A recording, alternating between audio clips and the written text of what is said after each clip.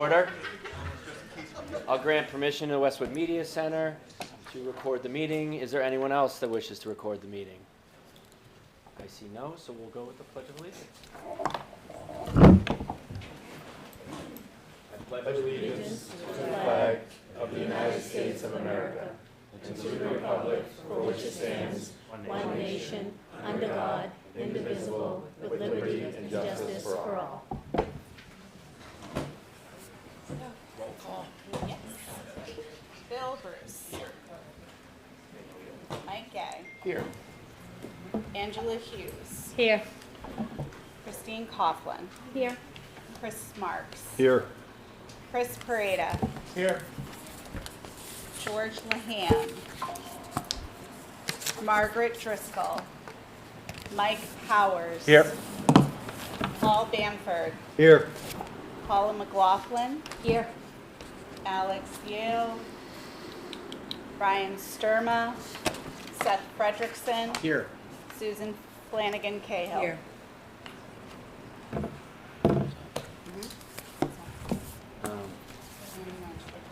Yeah. The microphones are all set. Next, we'll allow any public or press questions or comments. You'll have up to 3 minutes. If you get up to the microphone, just say your name and address.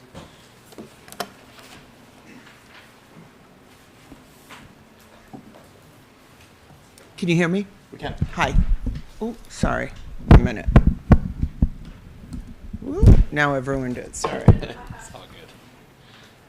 Hi, I'm Julianne Bride. I live at 20 Whitney Ave.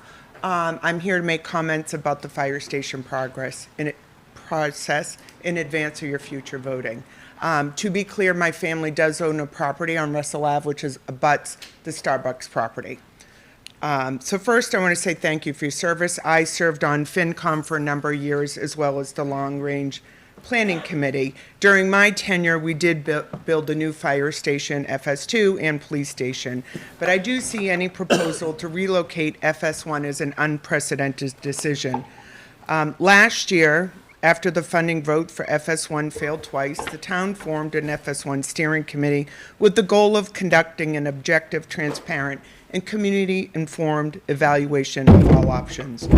While the process has been transparent in terms of meetings and materials, I'm concerned it's not been fully objective in its evaluation.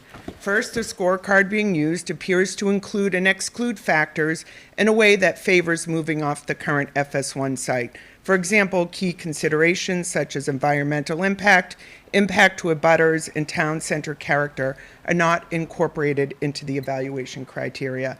In addition, committee members have not been allowed to complete the scorecard independently. Instead, scoring has been conducted collectively. Independent scoring is a standard best practice as it ensures that each person's judgment is recorded without group influence. Departing from that approach raises legitimate concerns about whether all perspectives are being fully representative. Second, the scorecard appears to have been created after 5 of the 8 scenarios were eliminated in early January. If we're using a standardized evaluation tool, it would seem appropriate to apply it uniformly across all potential sites before narrowing the field. Finally, I'm concerned the committee has expanded its scope to include commercial development and expand commercial tax base. They are discussing commercial use with the property behind Starbucks as well as the current FS1 site. However, the current FS1 parcel is zoned residential, and any rezoning would require a 2/3 vote at town meeting. How are committee members able to weigh in on options and complete a scorecard without knowing important details like this? And commercial development accounts for 2 measures on the scorecard. We all support a new fire station. We need it now more than ever. However, if the process is perceived as expanding beyond its mission or steering towards a predetermined outcome, we risk losing voter confidence, and with that, the opportunity to build a station at all. Before voting on an upcoming article for funding for a feasibility assessment, I respectfully request that FinCom act as an independent body on behalf of residents to review a refined, objective scorecard that considers all 8 sites. Thank you. Thank you. Thank you, Julianne.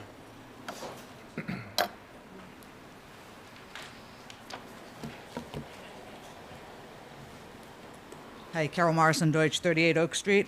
I'm here to speak on the citizens' petition for electronic voting.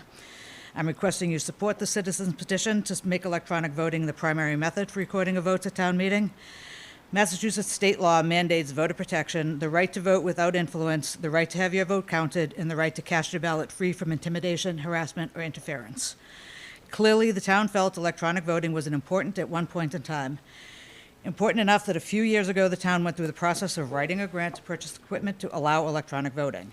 A grant we were successful enough to win, allowing us to buy the equipment, which we now own, which allows Westwood to move to electronic voting.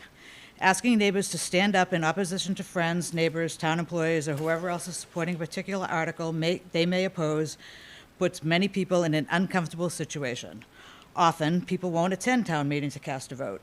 They will simply wait until that item gets to the actual voting booth where they can cast a vote without judgment. That is why lopsided votes like the FS1 vote occur. Many people felt uncomfortable being asked to stand up at town meeting, casting a vote opposing the construction of yet another new building. Many around me clearly voted no during the voice vote, yet chose to remain seated rather than stand in front of their neighbors and the town fire department staff during the counting phase. They simply waited until they could cast their vote without judgment at the ballot box. Perhaps, had we used electronic voting at town meeting, the town leaders would have had a more accurate read on the pulse of the town prior to advancing to the second stage of that vote at the polls. Maybe things could have proceeded differently. Continuing to use a voice vote system with the pass or fail determination made based on what some may argue is a subjective determination, instituted when current technological advancements had not been made, is not the purest form of democracy. In fact, it is far from it. It flies in the face of the Massachusetts state law that grants every citizen the right to cast their ballot free from intimidation, harassment, or interference.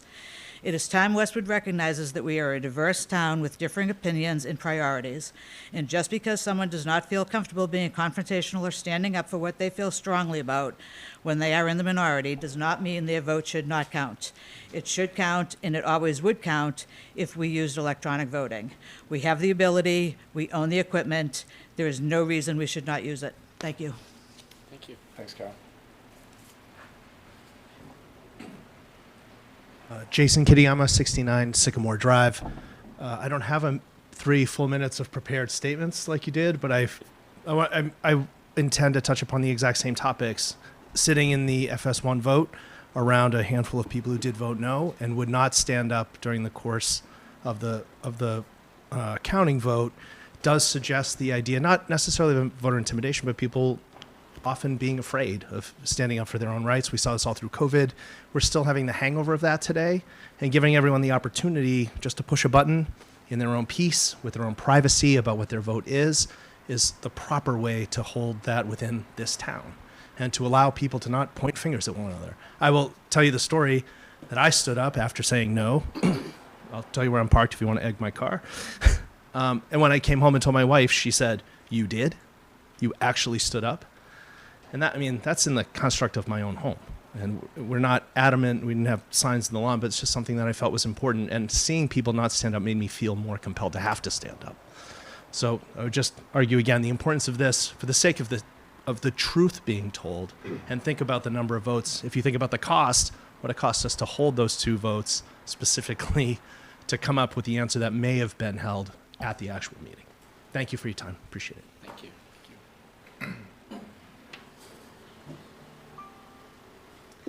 Good evening, Nancy Hyde, 15 Martingale Lane, and I'd like to speak to the article that you folks will have, you'll hear again at the public hearing later this month regarding the fire station and the feasibility study.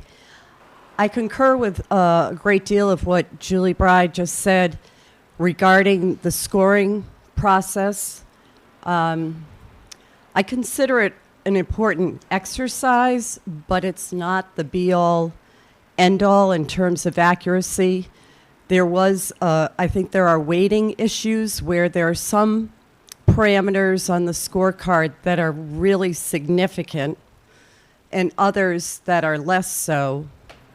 I'll use the commercial tax base enhancement as one of the ones that would be less so.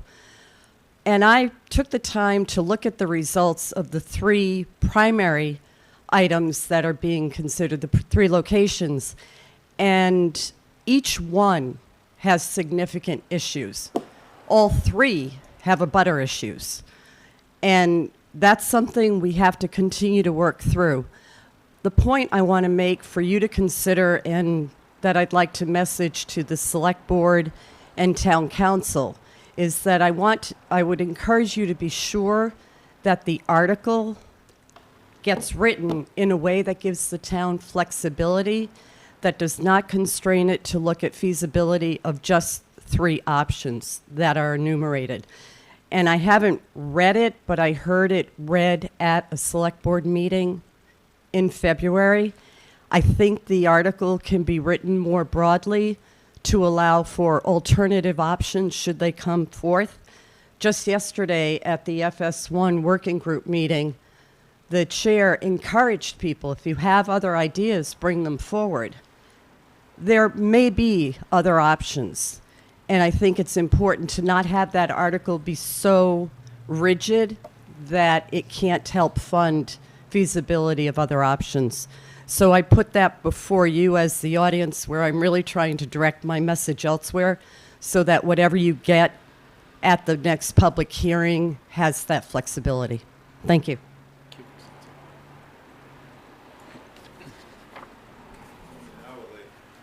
Later.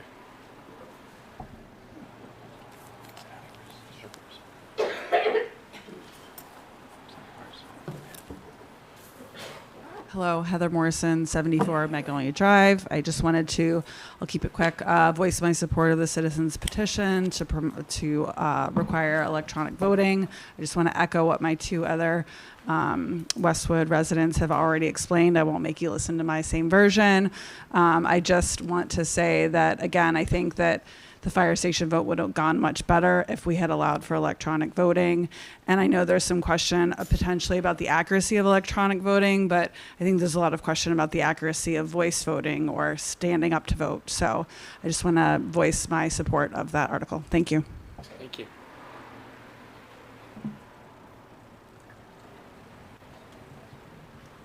Any other? Almost twice. All right. Move on the agenda. Allison? There's a lot of people here and a lot of stuff to go through. I'm not giving much of a chair's update. We can talk later in the new business about the articles next week. So why don't we just jump into it? So we'll start off with the citizens petition discussion. Yep. Hi. Thanks for having me back again. Can everyone hear me? Yeah? Okay. Green. So I think what is coming up on the screen, I know the discussion last time, we heard some public comment about the concern around elimination of the secret ballot portion of this, of the bylaws. So I thought it would be helpful to run through the language. It took me a few tries to read it and understand it. And so I think it would be helpful to go through it live, and then I can address a couple of other questions that came up from the committee the last time we met also. Background for this is that I did seek advice from Westwood Council Patrick Ahern around developing the proposed bylaw language. So we did review kind of the current bylaw language and then came up with the new. And the way it's structured is kind of order of priority. So the current bylaw, it starts with F, which is the voice vote. And you can, I'm not going to read the terms there, but again, it's determined, the moderator will determine by the voice of the present, those present in the town meeting. I am proposing to replace that with electronic voting, as I think we've talked about before. So the primary and preferred method would be electronic voting. And really all that first big paragraph says is that it's going to be conducted for all articles and actions at the town meeting.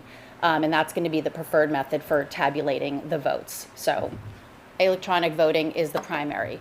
If you scroll down a little bit, please. That next paragraph allowed for, it says notwithstanding, certain preliminary items like procedural votes don't need to be taken essentially by using the electronic voting. It can be done by voice vote. So those are kind of, the length of the meeting or other procedural type things that aren't related to any articles. That last section that says, last paragraph, when the electronic voting system is used, no voice vote or standing count shall be required because the electronic voting system is reliable. This was actually language I kind of leveraged from Concord's town meeting procedures that talks about the reliability of it, and I think just given the different towns that are using electronic voting on a regular basis in their town meetings, it is a reliable way of tabulating votes. And including, as I mentioned before, in the U.S. House of Representatives since the 1980s. And then you can scroll down. So primary is electronic voting. So again, left side G, currently in the bylaws, it says, and I'll be honest, some of this is a little bit confusing as a layperson, but it says standing electronic or written vote if the moderator is unable to decide by the sound of the voices, or if there are 7 people who will question his announcement of the vote, then the moderator will determine the vote by ordering a standing vote. And then he appoints tellers to make the vote, or he may use electronic voting or a secret written ballot.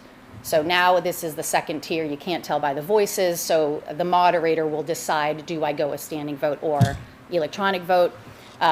Because my proposed bylaws put electronic voting first, I'm doing now voice vote. So if for some reason the electronic voting system can't reliably tabulate votes, or it's not available or programmed like we saw at the last town meeting, then at the discretion of the moderator, he or she may call for a voice vote. And then it talks again, just like the current language, about determining the vote by the sound of the voices that are counted. And so that's that second tier. And then if you scroll down the last am I going too quickly, or everyone's good? Okay. So the last section, again, on the left side, H currently says secret ballot, and then it says an electronic vote or written ballot to be taken by a yes or no secret ballot, and in such the manner the moderator shall determine may be ordered on any motion by the majority of voters present and voting. I have to say, I'm a little confused by that, but it's basically saying there's a secret ballot option. The fact that there could, I guess if they can't determine by the voice vote and the moderator decides that you don't do a standing vote, then he could do either electronic vote or a written ballot, secret ballot. I don't know if Westwood has ever used a secret ballot written. I don't know, but it's an option. So my proposed is, again, when you go sequentially, electronic, then voice, then standing. So we did, again, in the discussion with Mr. Ahern, we were talking about this idea of the secret ballot, but the discussion was that we should remove that, because if you use electronic voting, inherently by design, that is a secret ballot. So that was the process there. So and that is the background of why we removed the secret ballot clause or bylaw. Again, I don't feel strongly either way about the secret ballot, a written secret ballot. If we want to put it back in, if that would help to get your support, I'm happy to put it back in. I'm just not sure when those situations would occur, so I'm open to any thoughts there or questions. Any questions? Go ahead. Is there any kind of differentiation in terms of what an electronic ballot would constitute? Because right now I think we have the clickers, but in the future, could it ever be like an application, or do we want to specify exactly, what would be the form of electronic voting? That's an interesting question. I don't know if that would be put in the bylaws. What I think I've seen other towns do is they form these committees and they determine, I've seen assessments of different technology. So I think the fact that we have the clickers from Meridians, which are pretty widely used, I think the fact that we have them is we would use them. It doesn't preclude any future change, though. Yeah. It's interesting. There are, there's, I think, one town, I think it might be Wayland, but there is a town actually that's trying to get to remote town meetings, fully remote. That's a whole other thing that I'm not going to even go down. But so point taken that it could be a different process in the future. Yeah, okay, sounds good, thank you. Question. Although now I want to do a petition for a remote town meeting, but I'll take this. Since you've done more research than I have here, question, like, so last town meeting, the tried electronic failed miserably for various reasons. What have other towns done to verify for the users that their device is working and they know how to use it so that when it starts, it's all reliable? Sure, good question. So I think just one thing, the issue at the last town meeting was that some of the devices weren't programmed, and yet they were distributed. So there wasn't a technological issue. These do not work on they don't operate over Wi-Fi, which is a good thing because you don't have connectivity issues. It's just radio frequency. So I think there's a high reliability. What I've seen in other towns, and I actually have a few slides I could send out, town moderators have little videos, 2-minute videos that say, here's how you're going to be voting at town meeting. It's a clicker. A lot of them are the same ones that we have. Red for yes, you're yay, green for no, and that's it. So there are instructions on how to use it. The town moderator, when it has been used, it's the same idea, right? They do a test vote.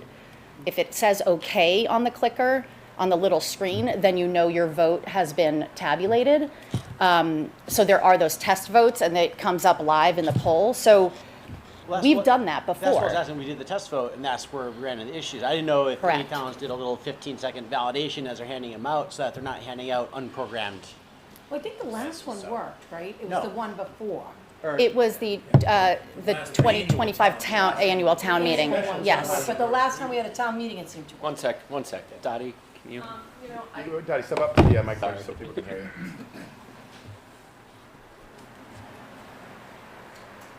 Thank you. So I just wanted to explain, we fully test the devices. There's a test that's done, we work hours before a town meeting. So we check every single one so that they're working. So that when we come to town meeting, we want everybody to get accustomed to using it. So we do a test. We have some test questions. They're reliable. We wouldn't use anything that wasn't. They're accurate. And in terms of issues, we've only had one issue with them. We've been using these since COVID. We use them outside. We had probably 1,300 people. They worked. We had no issues. So we've never had an issue with them. We had an issue, unfortunately, this one town meeting, a few town meetings ago, where they weren't programmed fully. Some devices were given out that shouldn't have been, but I can assure everybody that would never happen again. We have a lot of safeties in place now with that. And you also mentioned about a secret ballot. So a secret ballot is when 7 people stand and they doubt the vote of the moderator. Then there's a secret ballot. We have never, in my 19 years of being here, used that. I bring all of the supplies, every meeting. They're yes and no little cards. And if we were to do it, we'd have to pass them out, and then we'd have people that would collect them.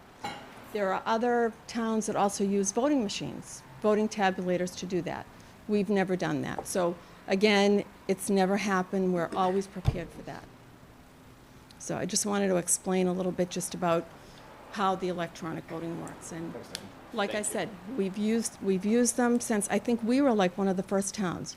Wayland came, we had meetings with Wayland, we learned about, you know, why we should do it, and we're really like one of the first towns, and we've had a lot of towns that have come to us and gotten information, and they've actually used our bylaw as well. So I'm pretty proud of that fact that we were, you know, kind of really spearheaded the whole electronic voting. And, you know, again, we always have it ready, but it's at the discretion of the moderator if he feels he wants to do it. And, you know, again, like I said, it's always ready, it's always available there. And unfortunately, one mistake, and that will never happen again. Just one thought on the secret ballot piece. I think the way I read this right now, if we remove that secret ballot language, the electronic voting would be required, and then if the electronic voting doesn't work for whatever reason, it will go to a voice vote. Correct. So I don't know if you'd want to leave in secret ballot to leave that flexibility where the moderator could if the electronic voting's not working, could go to a secret ballot or voice vote. So currently, okay, so because currently it's voice vote first, Yeah. and then if the moderator's questioned or can't determine, they can move to either written secret ballot or electronic. Uh-huh. So you're saying go electronic, then option for secret ballot, or do you still voice vote and then standing or secret ballot? Yeah, I guess I don't have strong feelings. I just didn't know if it looks like if you're proposing right now to eliminate on the secret ballot language at all. I just didn't know if you wanted to leave it in as an option to have. Listen, I am totally fine doing that. I mean, Dottie's saying we've never done that in 19 years or however long. I am okay keeping that in the bylaws. I can put standing vote or secret ballot, so that the moderator, if they can't determine by the voice of the voters, they can then decide to do either a standing vote or a written secret ballot. I can absolutely edit that.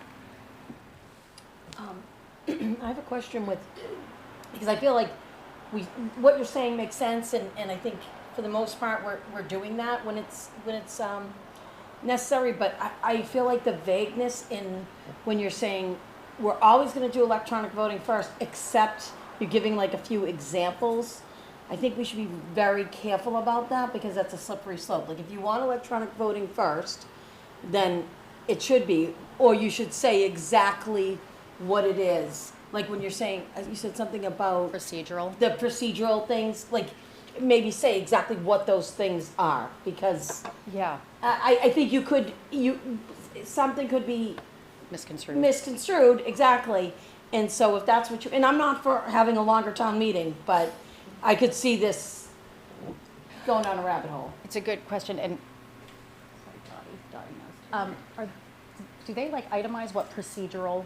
Like, is there somewhere else in the bylaws that talks about what procedural items there are at town meeting, or no? Or this might be maybe an Ahern. I may need to. Oh, So to follow Pat, if you could, yeah, if anybody would like to speak, Yeah. just come to the microphone so those are okay. To follow up with Paula's point, what if the moderator says at the beginning of town meeting, I want to use a voice vote? And, proposes puts a motion on the floor to always use a voice vote. Is that a procedural matter that would then override the electronic vote? I can answer that. Okay. The answer is probably no, because the way it's written, it's in the bylaws. So you have to file the bylaws. And I don't think you can negate the bylaws with a procedural vote at town meeting. So by the way, I want to say she was perhaps the best petitioner I've ever had the privilege to work with. So. thank you. So Pat Ahern, Town Council. I believe, and I didn't look at it today, but I believe the way it's written is any warrant article, what you have to review has to use electronic voting. Any non-warrant article, which would be a procedural article before town meeting, can be done by voice vote. So working with her, we tried to keep it flexible but practical. But the method of voting is not a procedure that you would view as a I don't think, I think I explained it once and I'll do it again. Okay. I don't think a procedural vote at town meeting can override a town bylaw or the town charter. Would there be any harm of specifying that electronic is the equivalent of secret, so call it like a secret electronic vote? Because I think it's assumed right now, like electronic vote equals, right, security, but I don't know if there's any harm of calling it like a secret electronic vote. I could do that. I don't know if that would help to get it endorsed. Then I've got, I think the petition is very well done.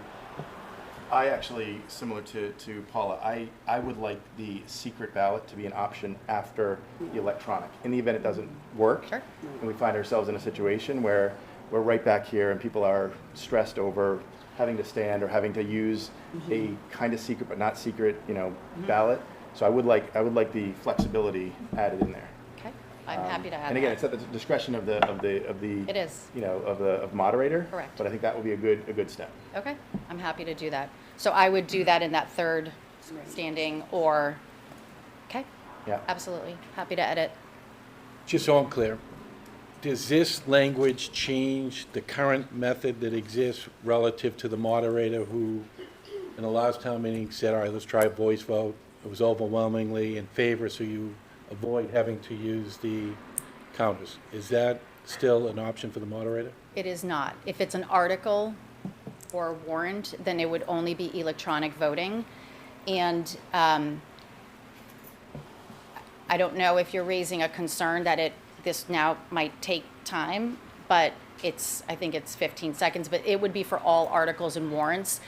We had debated discussing and putting in there any article or warrant related to real estate, zoning, money, but it felt like that was kind of everything. So then we decided to just leave it at all the articles and warrants that are being voted on. So there would be no voice vote unless, for some reason, the electronic voting system wasn't working.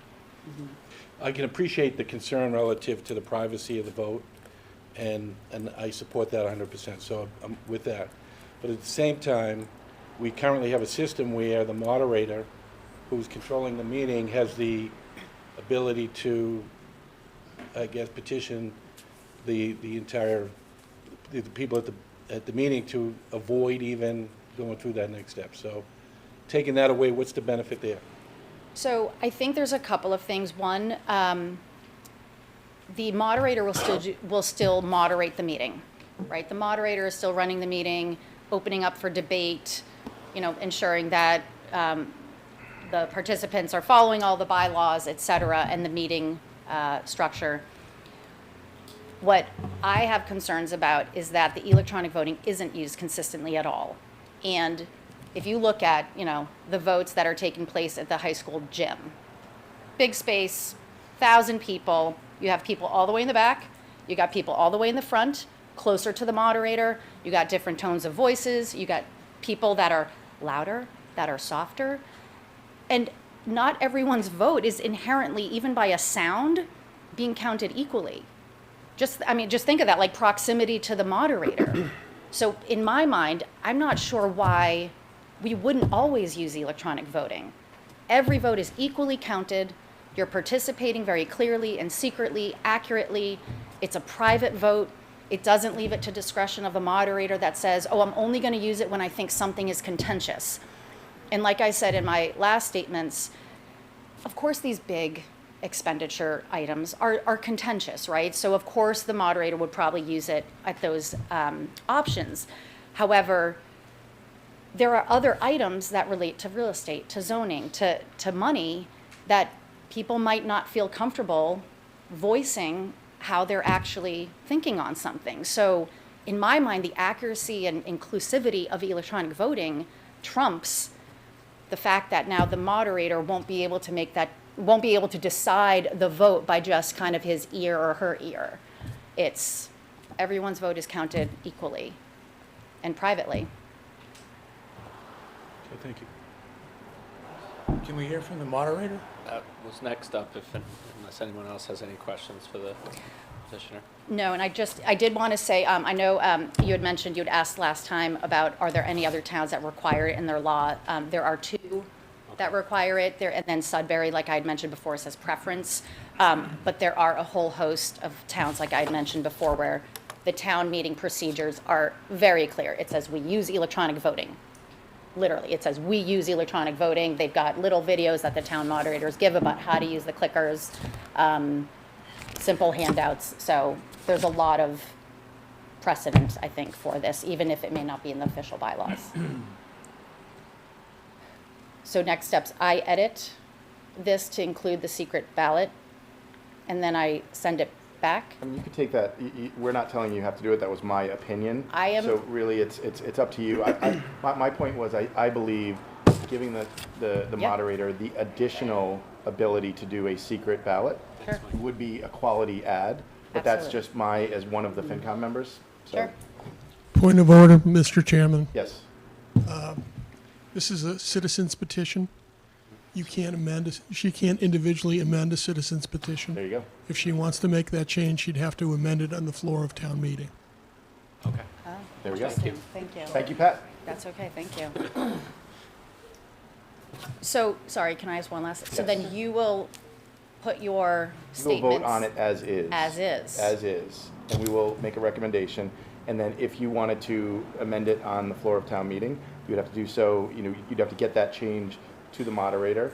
And then it would be considered by the moderator, right? And Jim, you can comment on that when you speak. So. Okay. And we'll help you, Pat will Okay. help you with that Okay. process. All right, thank you. So Mike, then does it need to come back to FinCom? 'Cause Nope, I remember it does not. with so what's the difference between the petition for the special town meeting related to the litigation? Because remember, if she were gonna make some changes, if we were told that if she made changes at the town meeting, it was gonna have to come back to FinCom. Well, that was to make it binding and non-binding, and binding would have actually impacted dollars. That would have Okay. impacted our, deliberation on that. And so, it's a great question. I don't know legally if there's a big difference there. In my mind, it feels different, but good point. Thanks. Okay, thank you very much. Thank you. Yes.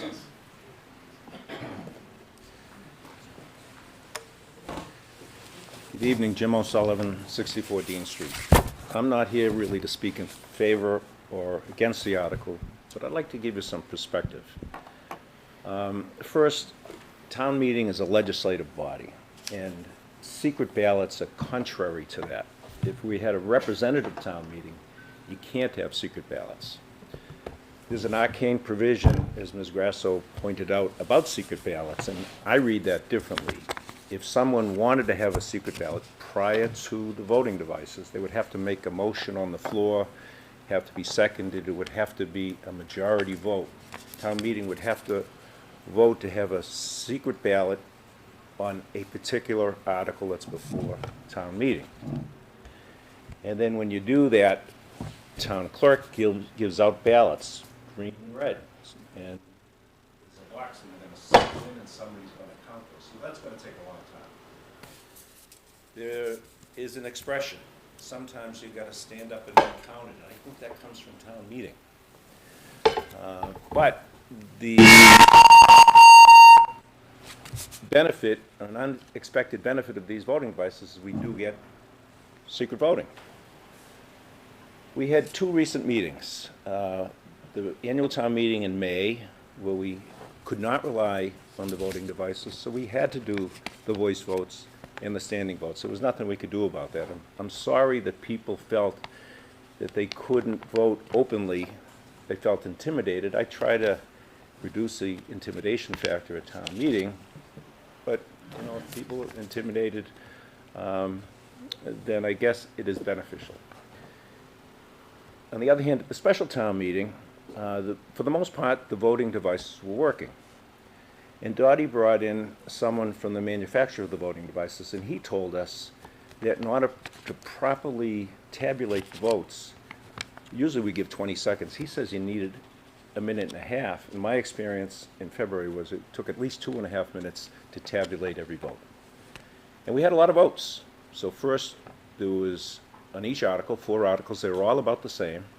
First vote was on indefinite postponement.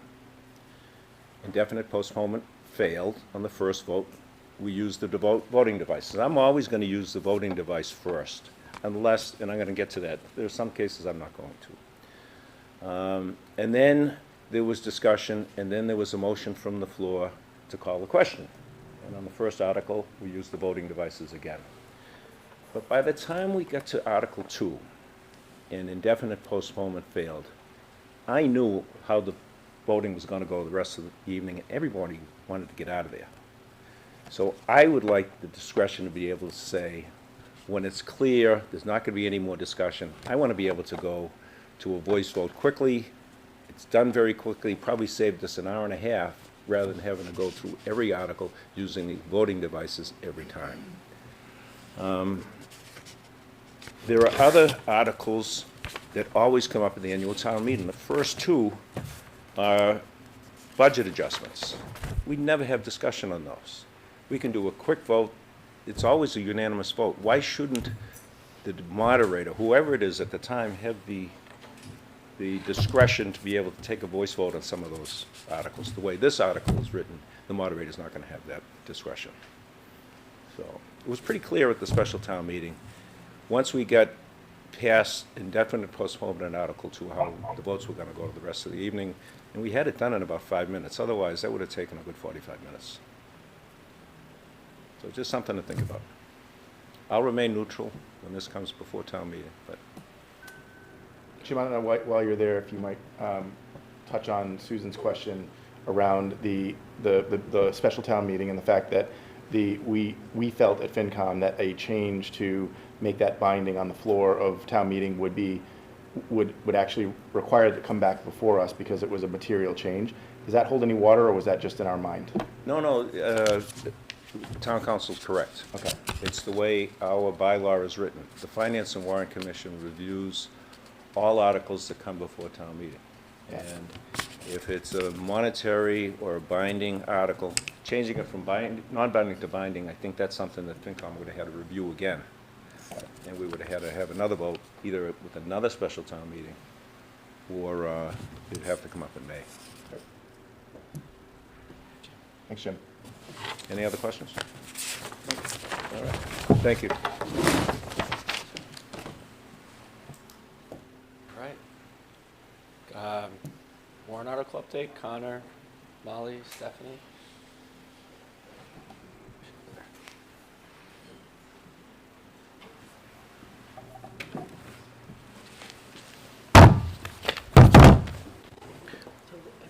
Okay. Thank you for having us. It's nice to see you all in person. Likewise. Good. So are we starting with this one or with the budget articles? Do you want to do finance first? No, we can do this. This is fine.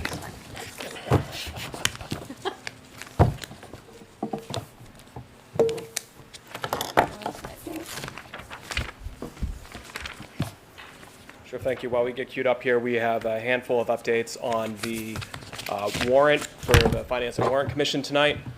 First, we're going to go through, Molly and I, the select board articles, and then Finance Director McManus has some updates on what's changed on the financial articles relating to the budget. And so I think Molly's going to kick us off here. I am, and I'm actually immediately going to turn it over to Sorry, Stephanie. I got that wrong. Right out of the gate. So just as a preface, we had come before you with 3 select board articles. We'll be talking about 3 additional select board articles tonight. This is the first of those. Yes. So Select Board Article 4. This article seeks authorization for the town to accept a mass general law. It's Chapter 200A, Section 9A, which governs the disposition of abandoned funds held by municipalities. It's also known as tailings. That might be a term, well-known term. The town already complies with Chapter 200A in identifying, safeguarding, and reporting, thank you, Sean, abandoned properties such as uncashed vendor checks, payroll checks, and other outstanding payments. Under current practice, after the required holding and notice periods have been satisfied, and funds are legally deemed abandoned, they must be remitted to the state. So this section, adopting this, would provide Westwood municipalities with the option to retain those abandoned funds instead of just remitting them to the state. So this establishes a clear local statutory framework for these funds to remain with the town. It particularly is timely in the light of the recent tax title law reforms, which may result in municipalities holding surplus proceeds following foreclosure of a tax title property. While those funds must first be handled in strict accordance with the state law and made available to the former property owner or rightful claimants, any amounts that ultimately become legally abandoned could be more significant than the routine unclaimed checks that we've historically been dealing with. So this article does not raise or appropriate funds. It simply authorizes the town, specifically the town treasurer, to retain abandoned funds after all legal requirements. There still will be a number of legal requirements are satisfied in accordance with mass law. So that's that. Any questions? Chris? Is this a relatively recent statute? It's not. We just haven't accepted the local option. A number of towns have already accepted this. The Department of Revenue recently came out suggesting that any town that has not adopted this section do so now because of the tax title reform laws. It doesn't necessarily go hand in hand with that. They've just sort of said, you know, you might want to do a cleanup item if you haven't done this in the past already. And Westwood just hasn't looked at it in the past? Yeah, we haven't really had much tailings haven't been significant up until now, and we've been following the procedures. I'd rather have the money go to us than the state. And it would just come in as general fund revenue, yep. And so to that point, the scope of this, it doesn't sound like it's all that significant, but, okay. I was gonna ask if it went to free cash, but it sounds like it goes in a different bucket. General fund, which at the end of the year closes out to free cash, so, yep. Yeah. That was my question, how we treat this. Should we, find ourselves with not an insignificant amount of money, just goes into general funds and then we adjust? Yes. I'm like, yes, right? Great. Okay. Next, we are going to talk about Fire Station 1. So this article is requesting $325,000 of free cash to fund feasibility and schematic design work for a new fire station. The work would evaluate 3 potential sites, one on High Street, the town-owned property behind 736, 738 High Street, the Deerfield Elementary School property, and the existing FS1 site at 637. So just in terms of background, back in 2023, the town completed a feasibility study that evaluated a range of potential options for Fire Station 1. This analysis ultimately suggested that the existing site was the most practical location, and as a result, full feasibility and initial design work were advanced for that site only. After that project was not approved last year, the FS1 steering committee was formed to take a broader look at the town's options and reconsider whether other locations might provide a stronger long-term solution, particularly with respect to operational layout, site access, and the needs of the fire department. Through that process, the committee has narrowed the list of options to these 3, and this article would allow the town to conduct a side-by-side professional evaluation of the 3 locations and develop schematic first-level concepts to the community so that they can make a well-informed decision about the best path forward. And we just want to take a minute to talk about really what is feasibility and what is schematic design. So feasibility work is essentially the analytical phase of any project, and it includes things like the physical characteristics of each site. Is there slope? Is there rocks? What's the topography? Any environmental constraints, traffic access and apparatus response times, utility availability to any of the sites, site layout concepts, and initial construction estimates. Then that moves into schematic design concept, where the town begins to see what a station on a site might look like, which might include conceptual floor plans, the apparatus bay layout, general building size and configuration, and an order of magnitude of cost. It's also important to say what feasibility is not. It's not a final decision. It's not saying where the town is going to put Fire Station 1.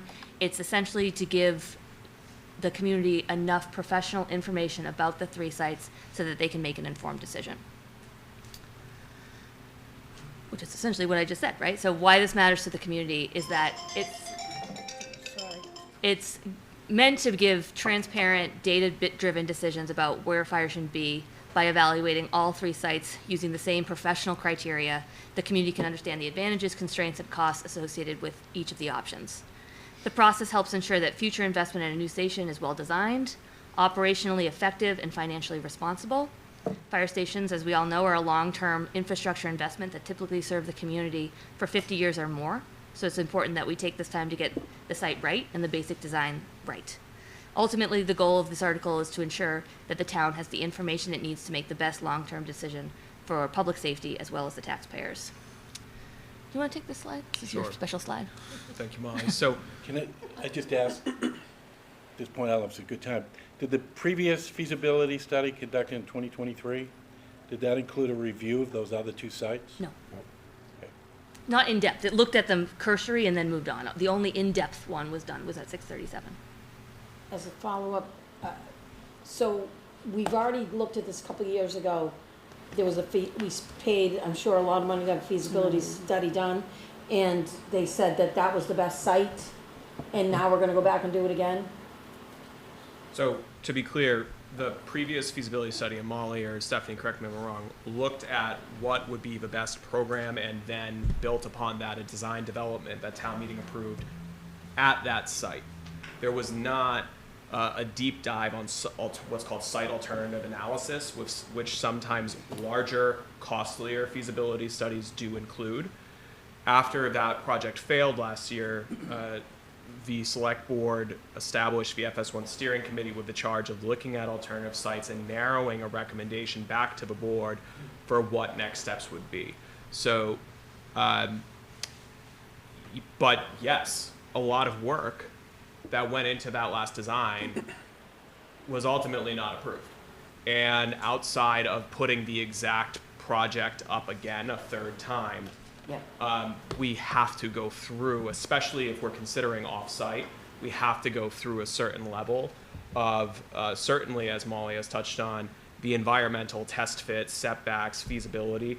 Hopefully, we can make good use of certain programmatic and sizing analysis that occurred previously. And of course, we will do as much as we can to take that and roll it in so that we're not spending more than we have to.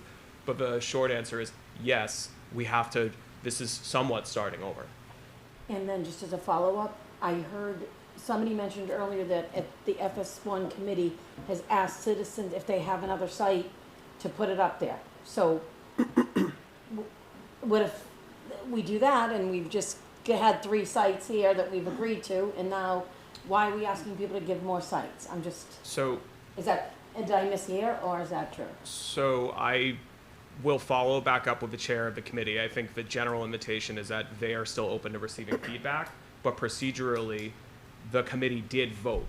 I think did. it was unanimous on recommending to the select board to move these 3 sites in particular forward. Okay. So, yes. Yeah, would it be possible to have it written in such a way that they can substitute out other sites into it so that we're still evaluating 3, but not necessarily firmly say which 3, so that the funding is more fungible? So that's certainly something we could consider. These are articles of the select board, so we would have to bring that back before them at their meeting on the 23rd, confer with council, make sure that's appropriate. I'm kind of echoing Jim here. I'll be somewhat neutral on this, but I do want to caution, and I'm sure folks on this commission and many in the room who care deeply about this project understand that depending on how open or tight you make this scope will have a significant impact on cost and on timing, which are things, neither of which are in our favor, right?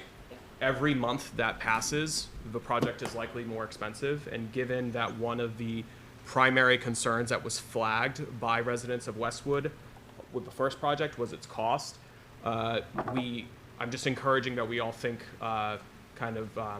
thoughtfully about how expansive that is. That doesn't mean we can't do it, but when we have the slide here talking about a potential timeline, this was something that we put together based on the FS1 steering committee's recommendation of 3 sites. And you could see that the farther out into the future it gets, the less precise I did that deliberately, because depending on, let's assume for the sake of discussion tonight, we're just sticking to the 3 sites that the steering committee recommended.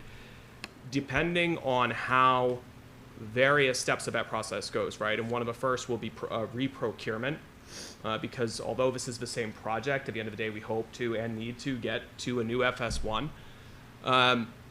This is, in our kind of collective view, a substantial enough shift that this isn't kind of a contract amendment. This is, we should do a qualifications-based solicitation for OPM and design services. That could take a couple of months, so that already pushes us around town meeting. Depending on how things go once we start getting into these sites, often things look great on GIS, and then you get out there and there's ledge, there's wetlands, you start digging and there's a tank no one knew was there. That's pretty scary. And that can slow things down too. So this was recommended before FS1 closed, right? I think, I'll speak just for the kind of town administration and where the select board was at their meeting last night, and I believe what the committee had acknowledged is that we have this kind of challenging tension where no one wants to go for a fourth try on this, right? We want to make sure this is the right one. We want to invest appropriate time in that. However, we do need to acknowledge that the current situation at FS1 is an emergency. And so we're trying to balance those. So in a aggressive schedule, if we had 3 sites, perhaps by fall, we could be at a place with feasibility and schematic with a preferred site and reasonably estimated costs where you could feasibly have a special town meeting and a debt exclusion. That is more akin to the model that school programs typically do, where rather than investing another multiple $1 million through a town meeting vote for design development, at the conclusion of the schematic phase, you can know enough with contingency to have a project budget, and if the community supports it, great, you get that vote and you do it. And if not, at least you're not having that sunk cost again, right? So in an aggressive schedule, perhaps fall, but that could slide into the winter depending on how the feasibility goes. And so that's why you see here for a vote, potentially, you're looking at fall 26 or spring 27 if we move with purpose on this. Could I just follow up on that? In terms of the existing site and the feasibility study, we just did a feasibility study of the current site. So why do we need to do it again, right? Because you described the feasibility study as looking at whether there's ledge, whether there's wetlands. So we already have that, right, for the existing site. It would be a very small dollar amount of this. It's essentially, we're never going to come back with the same building on the same site, right? Right. So it would I be get that. a significantly different building, a smaller building. So for that, you're looking at utility hookups, just the schematic design of a smaller building. So you're not going full feasibility schematic on that site, but it has to be included because some work would have to be done for a feasibility schematic for a smaller building. Okay. And so I understand you say that, you know, if we add more sites, there are cost impacts and there are time impacts. Do you have more detail on that? Like what order of magnitude are we talking? Because I think there were some valid points raised earlier, some concerns about the score sheet and sort of the narrowing down how the process that was used to arrive at these 3 sites. So Well, this is just back of the napkin math, right? So I'm saying 325 for 3 sites. Now that's really 2.5, 2.25. So multiply that by 2 and you'll get 2 more sites. And that would be the order of magnitude. What I think could be constructive as far as the public comments pertaining to the FS1 committee's process is that we can make sure to follow back up with the committee. I can't speak for their schedule. I know that this is feedback that they have heard, and perhaps they can have a meeting to refine that and expound on it in advance of your meeting on the 25th to perhaps, from the committee's perspective, provide more information and edification to the Finance and Warrant Commission on their process. However, from our perspective, what they were charged to do was to recommend a path forward to the board. This was that process, and that's what we have tonight. But if the commission feels that that would be constructive, we are more than happy to have that conversation with Ford and Jody and that team. And then again, this process that we're now following is different from the process that we had done for the FS1 project initially, where we had done the feasibility study, but that was also, the funds were also part of like the design. It was feasibility and design. This is just the base level feasibility. So the first run around, we went feasibility just for 637 High Street, and then there was a special town meeting in January of 2024, which approved money for design. And then in May 2025 was the vote for the full construction. So what Connor is saying is that according on this calendar, in the fall to the spring, you could have one town meeting that's both design and construction, which would be different than how it was before, but as Connor has said, is consistent across many other projects. Just for the interest of full transparency, I think some folks in the commission are aware, we flagged this in prior discussions and have talked about it at the select board and at FS1. Time is important here, but obviously it doesn't mean that we can kind of cut corners. So the select board did authorize use of some of their reserve fund back at their meeting in February for us to do pre-feasibility site analysis at the 2 sites that were not in the last feasibility. So we'll be moving forward with that as soon as this week to start doing things like setback analysis, test fit analysis, wetland analysis, things that frankly can be project killers, right? If something looks good on GIS and you go out there and there's actually a swamp, then you don't want to spend 100-something thousand on a full deep dive feasibility. So that will be happening throughout March and April to hopefully support everyone feeling like we have as much information as we can reasonably for May 4th town meeting to keep this advancing without asking taxpayers to fund feasibility on a site that doesn't have legs, if that makes sense. Right. Yeah, how much was the feasibility study for the first go around? Was it a third of this? Like I think it 100? was 90,000. 90, okay. Yeah, that makes sense. Okay. Appreciate that with the feasibility schematic, we'll get like the high level costs and see all the economic options. To move fast though, with that, will it or can it include at least a high level proposal, mitigation, discussions with the abutters to get ahead of how abutters would react to either of these sites? Because obviously that last time was also an issue. Significant, yes. That's a great question. So one of the things that feasibility provides all of us the option to do, and I'll speak for solely myself as the person who's been here, I think, 5 weeks, very sensitive to wanting as much capacity for residents to be seeing this process, to be participating in this process. And so we would envision that feasibility, you have the kind of engineering, the financial, the programmatic aspect of it, but a lot of that is outreach, meeting with neighbors, trying to the extent you can, incorporate concerns without overpromising that there is a way to design a fire station in a dense part of town that will not be a loud fire station. No, which makes sense. I just, Yes. and I think you said that at the very end. I just want to, I think it would behoove us to make sure that some of the designs show how we would mitigate their concerns. Oh, To the absolutely. extent- So you're speaking of literal mitigation, not like just, buffers. Not just trying to market to the Okay, town, but thank like, you. yeah, what trees, what bushes. Absolutely. Yes. Whatever that's- we do, but. That's a great question. Yes, and that's an important part of, you know, the kind of good neighbor standard when you have a site, if there's enough room, that'll certainly be something that's top of mind for all of us. But is that, the point he makes about the abutters and the reaction, some of that, is that not within the scope of the steering committee now, to look at some of that? So the steering committee has had abutters come to their meetings. Yeah. I have met with many through office hours and things that I've started as part of what I expect to be my normal duties here.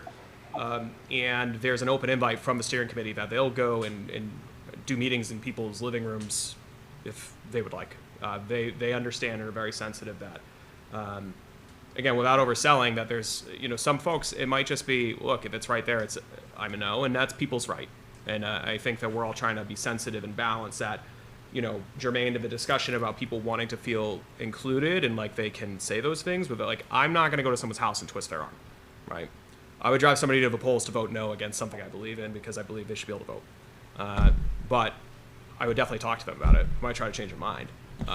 But people are free to make the decision they need to, and I think the steering committee is sensitive to that. They have offered, I think directly, and I think in the meetings, that if there are folks immediately adjacent that want to have a neighborhood meeting, because that's a discrete and unique impact to them, that they would do so. Does that answer your question? Yeah. Thank you.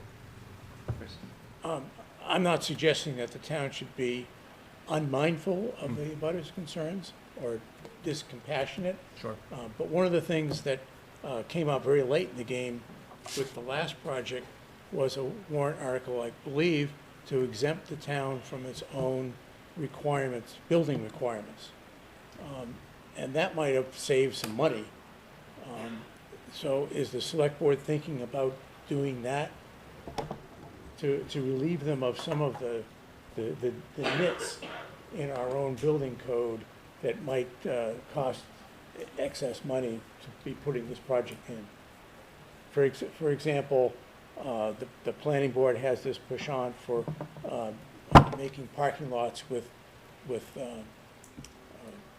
rows that they can plant trees in, which doesn't seem very practical for a fire station parking lot. If we could get away with doing away with some of that, it might actually save us some money. There is no article on this town meeting for that Not right consideration. now, no, Yeah. but the select board should, I think, consider that before we get too late in the process. Sure, thank you. We'll So, take that so, under so advisement. it doesn't look like they're doing it just to get the project passed. Sure. Thank you. We'll bring that to them. So I'm not sure if we actually had more slides. That's it. That's the only, that's 4 slides. Any other questions on FS1 before we move on to a really exciting topic? IOD reserve fund. So I think this is an It exciting is topic. exciting. So one of the items that will be before you later this evening when talking about financial articles is Article 2 transfers, which are end of year transfers typically out of free cash or other available revenues like ambulance revenues for operating departments. Often you'll see things like overtime for public safety. I know that's an area of kind of concern for the commission of making sure that we are as a leadership team balancing the recurring budget capacity for those kind of hard to plan spend items without budgeting for a worst case scenario every year, because then you're automatically deferring that funding away from other recurring needs in town departments or in the schools. So this is something I had experience with in a prior life where there's a provision of the state law relating to injury on duty, which is 111F. For anyone listening, I'm sorry you're all looking at my back, but anyone in the audience listening, municipalities do not have workers' comp coverage for police and fire if they are injured in the line of duty, as they happen to do because they have dangerous jobs. The employer, the town, pays for those wages, you indemnify on medical costs, and you have to backfill that absence, right, at a time and a half rate. So it gets very operationally expensive very quickly. And this is something that the chiefs, not for any lack of trying or acumen, can't predict during the holidays when they're building the budget for next July how many folks may be injured next Thanksgiving. So by accepting this provision of 111F, communities are able to set up a special reserve fund called the Injured on Duty Reserve Fund, where the select board, upon request in a public meeting from the chiefs, are able to transfer funding for the salary costs or the incidentally triggered overtime costs of backfilling those injuries. It, I think, is a great tool to have in your financial toolkit. It gives the ability for a town, through town meeting, to allocate things like free cash into this fund that have a very, very specific purpose that will take some of the pressure off in future years on Article 2 transfers, so that maybe that's not pulling funding away from capital. So happy to take any questions about this. This is something we've reviewed with police and fire. The departments are supportive of it. And I think it hopefully is a good nod to the concerns of the commission as well. So go ahead. How does the approval happen on that? And then secondly, is this replenished every year?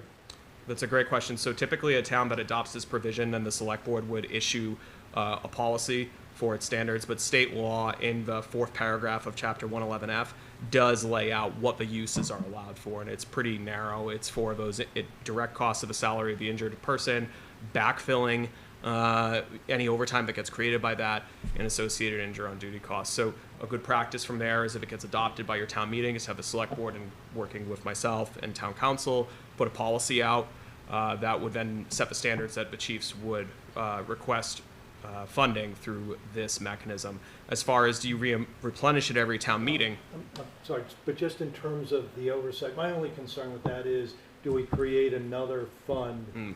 Who handles that oversight? We do. Versus... Well, it would be the select board. Much like the select board currently have a reserve fund, and the Finance and Warrant Commission have your own reserve fund. So it's not something that could be done administratively. It would all be done in a public meeting. And it's consistent with other reserve funds that exist in state law for select boards and within your practices as a community. But the select board would be the ones to vote usage of the funds. That's correct. Okay. Yep. Well, yes, they could only vote to disperse the funds that town meeting has allocated, which of course, so indirectly would first come before Finance and Warrant Commission and then go to town meeting. To your second question, as far as does that then create something you need to fund every town meeting? Not necessarily. It depends. We're recommending an allocation of $200,000 for this first go around. It'll be our first year with it. That's going to be highly dependent on the amount of injuries that a department has and what the level of need is. We are on the other side of this as well, bumping up for recurring overtime budgets in both of those departments. So we're trying to come at it from both sides to create tools for the town to manage these kind of hard to predict expenses, again, without over allocating, assuming worst case scenario every year. Okay. Why wouldn't you reduce that from their current budget? Reduce monies that they've already expended, and you're just transferring it over, and they're going to be drawing on that to offset these costs, Yeah, correct? I was gonna ask that same question. Well, because they're currently not, so you'll see like Article 2, you're being requested to transfer funds into the existing budget to meet needs that are not able to be met within the budget. So this is not a way to kind of supplant the budget. This would be in cases where the annual 12-month budget will not be sufficient to cover the cost. Does that answer the question? So you almost have two pieces here. You're paying for insurance, right? That's separate. That's not through here. Oh, that's separate. Okay. Yep. So this Is it is correct, Connie? this is the cost. Like in addition, insurance kicks in. Well, It's which insurance? like the fireman got injured, right, on duty. He's going to get insurance to cover his own related costs. So the town's not obviously going to have to pay any. No. Health insurance. No, Health under, insurance. under, Yeah, health insurance. Yes. No, under state law, you as an employer have to indemnify medical coverage for workplace But it's caused not injuries. charged for We're police and fire. self-insured. Sorry, say that again. We're self-insured. Self-insurance. And that's not like a Westwood, that's state law on injuries for police and firefighters. So this, Yeah. oh, sorry, go ahead. No, go ahead. So this, say someone got injured on duty, that person would be still receiving their salary from the annual operating budget within the fire department. Yeah. But any costs associated with having to bring someone in on time and a half to cover that, or any other example? Let me Surgery or something like that, this would go to help cover those costs, Okay. which Yeah. are not budgeted anywhere It's right now. basically meant to offset operating deficits that could be created by unanticipated injuries. Yeah, and so to that point, like if that were to happen right now, it's just coming out of free cash because we just have a boatload of free cash. And yeah, I think, right? I mean, you correct me if I'm Article wrong. 2, like you'll see later this evening, Transfer. I have a request on Article 2 for a transfer to cover long-term injuries for this past year. Yeah. So, but we're putting this up because if free cash ever falls to a level where we potentially couldn't fund something like this, it's nice to have it. Yes, it's Yeah. just meant to be an added layer of security. But my point is, so in this fiscal year, we are paying for it out of the current operating budget. The injuries and the associated overtime costs. Yes, and have Yes. been for the prior years. Yes. So by instituting this new program and adding $200,000 to it, doesn't that affect the operating budget moving forward? What it could do is take some pressure off of the necessity to increase the operating budget, because right now, to use, Stephanie, do you have the Article 2 amounts, please? 570 and So 570 and 210,000 are being requested of you for fiscal '26 transfers from free cash to offset operating deficits in the current fiscal year budget. What this would do is give another tool where we would otherwise likely need to dedicated fund. raise those operating budgets by hundreds of thousands of dollars of recurring spend for expenses that are variable.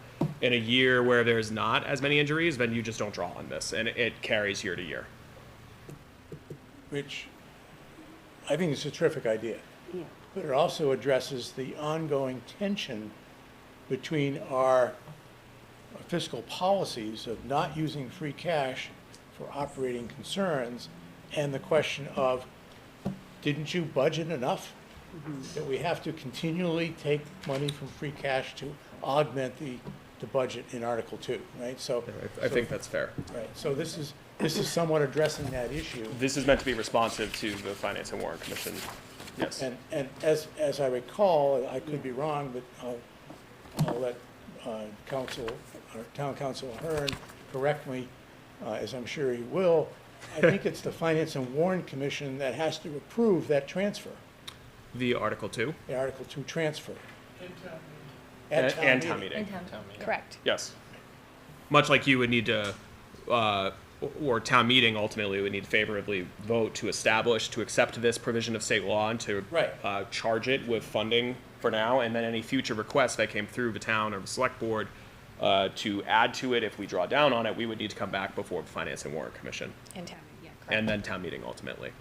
But I see all the hands. But I just want to go back to be clear on the insurance thing. Like, when there's an injury, we're paying for the person who's injured, their Is your- salary, and we're paying for the person to replace. There isn't insurance to pay for that person who's injured correct. to the town. That is correct. Okay, Injured I just on want to duty. make, injured on duty, right, correct. Not injured playing pickleball. Right, so we end up Right. paying essentially twice, but it's not an insurance company picking up that cost. I just Correct. want to make sure that was clear, because we had a lot of. We got the insurance Okay, expert let's over see, here. where am I gonna go? I got a hand there, and then I saw two over here. So I worry it's a bad idea, mostly because of, for accountability. Like, I'll give a bad example. If our DPW every 3 weeks has a person hurt themselves because they're lifting from their back and not their legs. And so they're out for a week, and we're paying those costs, and we look for these funds for transferring.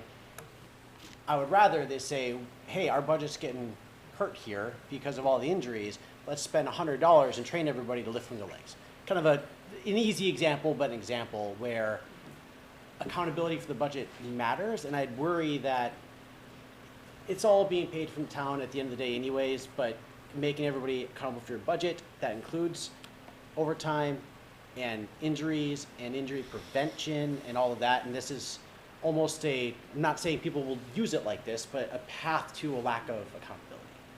Is this specific to police and fire? This is specific to police and fire, and I hear your point. You don't. So the fire station has a bad use for the fire station, excuse me for that, but the door is 5 feet tall and everybody hits their head every other week versus spending $200 to make the door 2 feet higher. It just examples like that. So I hear your concern. I guess what I would offer as some additional information to consider is that we have obligations as employers to try to create as safe workplaces as we can. Yep. We do try to promote employee wellness. The chiefs have a vested interest legally as well in making sure there's kind of as much uptime and operational time for all of these departments. So it's in no one's interest and it's no one's desire, and I know that's not what you're suggesting, but to allow excess injury. It is kind of, with police and fire, it is a reality of the job. That doesn't mean you throw your hands up and you don't try to do those wellness things, do back strengthening, you work with Maya, who's our liability provider for those things. This is really just meant to be a pressure relief valve, but I hear your concern. So 2 questions. How did we come up with that specific number, the 200,000? Is this based off of like what we've seen, an average on years past? And how are we currently paying for these situations? Currently paying, you'll see later on this evening, through Article 2 transfers, usually funded with free cash at the end of the year to close out the fiscal year, depending on how many injury duties there's been and how the salaries are looking. The 200,000, we went back and forth on this. It really is an amount that we think that's about how much should be added, honestly, to the overtime budget's reoccurring. And this is sort of seed money, if you will, to start the fund. And we wouldn't be coming back every year automatically asking for the exact same amount just to pad it. It would be the usage of the prior year analysis on that. That was my exact question. Okay. So. One more quick one. Stephanie, the work that you and the team have done to create an incredibly sustainable budget is amazing. Has any consideration been given to our AAA bond rating? And with this, is there any precedent on taking this IOD reserve fund and the impact of the perception of being conservative and maintaining that AAA bond rating? That's an interesting question. Do you mean, would this article affect that? I'm saying that we have an incredibly conservative approach to our budget. Yep. Does this impact that from a AAA bond rating perception? Not that I can see. Okay. I mean, I would argue that it advances that this is a creative, reserve fund, well-managed finance operation that we're trying to think of. Anticipating it's a good question, though. Risks that aren't fully quantifiable without, it's the same reason, not to rope DPW into this, but same reason why often you see a snow and ice budget isn't, they don't budget enough to deal with a year like this every year, because if you did so, you are thereby locking up multiple hundreds of thousands of capacity that otherwise could go to teachers or police, firefighters. I do think it's important. I was just going to jump in just to your point of, it's not always injuries in the way that we think of them, like, oh, I tweaked my back or I shut my finger in the ambulance door. Massachusetts has established a number of presumption laws. So if you're a police or firefighter and you have a diagnosis of heart disease, Parkinson's, or any kind of cancer, it's presumed that it's job related. Right. And so a lot of our IOD cases are presumption cases at this point. Right. Thank you, Molly. That's a good. Closing that question. I agree that it makes sense to me. I think just making double clicking that, talking to some other towns that may have gone this route. Sure. I agree. The money's coming one way or the other. I think this is a more conservative approach to taking dollars that we effectively know are going to be spent and earmarking it so that you're not, having a perception of having an unreasonably low operating budget and then having to fund it with $1 million every year. After a while, shouldn't the operating budget be that $1 million? As an example. Mm-hmm. So. Yep. Thank you. Thanks. All right, last two slides. This is just miscellaneous articles.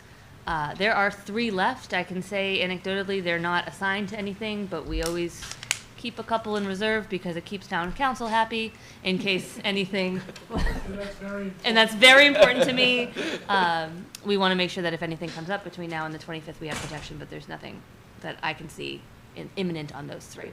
So altogether, 14 budget, 6 select board, 3 miscellaneous, 9 planning, and 1 citizen. Brings us to 33, could be 30, and we'll see you in a couple weeks.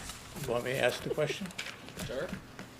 All right, so as part of the last FS1 project, there were, I don't think it was a line item in it, but there was, some people estimated a couple $100,000 cost in moving the internet hub from the present fire station to a temporary location and then moving it back. In light of what's happened to Fire Station 1's structure right now, wouldn't it be a good idea to take some free cash and move it out of that building that's structurally unsound and put it somewhere, even if it costs a little bit money? I have a memo that I'm happy to send you that I wrote over a year ago at this point, which was the cost of moving it versus the cost of including it in an existing building, and it was magnitudes of hundreds of thousands. And so, as it stands right now, that part of the building where the INET is housed is not affected by any of the structural pieces of it. I'm confident that it's there and it's secure. And while we don't know where we're going to end up moving things around, I think it would be premature to move it. Well, if the building collapses entirely, That would be a problem. that would be a problem, wouldn't it? I would say that the 1970s portion is much more likely to collapse than the 1948. They don't build things like they used to. And the INET is housed in the 1948 section. Yeah, I've seen it, right? But I would still feel much more comfortable if the INET were located in a more secure facility. And I think now is the time to address that issue. I wasn't able to watch the select board meeting, so this might have been covered. During the initial FS1 design and the costs that were presented to the town in the first vote, there was the building of temporary facilities behind the town hall. Yeah. That was for the duration of the build, at which point they would move back into FS1. With the FS1 offline, I understand the chief and the town have come together.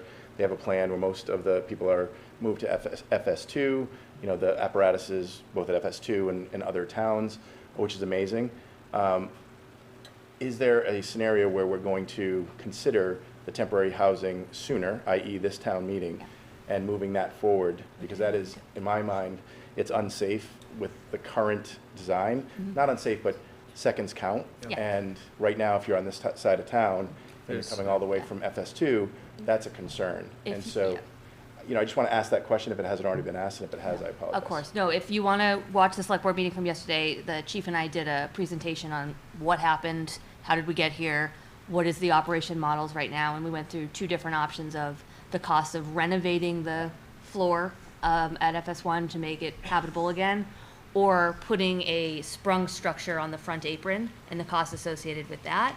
Yep. And based on the work of the fire department and town admin stuff coming together in the last couple of weeks, we think that we're going to be able to do the sprung structure with existing funds in FY26, and so that project is already moving forward. I don't anticipate an article for town meeting on that. Okay, great. But sensitive to those concerns, we are all in agreement. Yeah. And the number one priority is getting response capacity back on this side of town, right? And I think the chief cited that some responses that may have taken 3 or 4 minutes when FS1 was open can take up to 9, Yeah. right? So sensitive to your question, Mike, as far as temporary operations, depending on where the project ultimately lands, there's a version of feasibility that comes back and says, okay, perhaps a smaller, reimagined one at the existing site.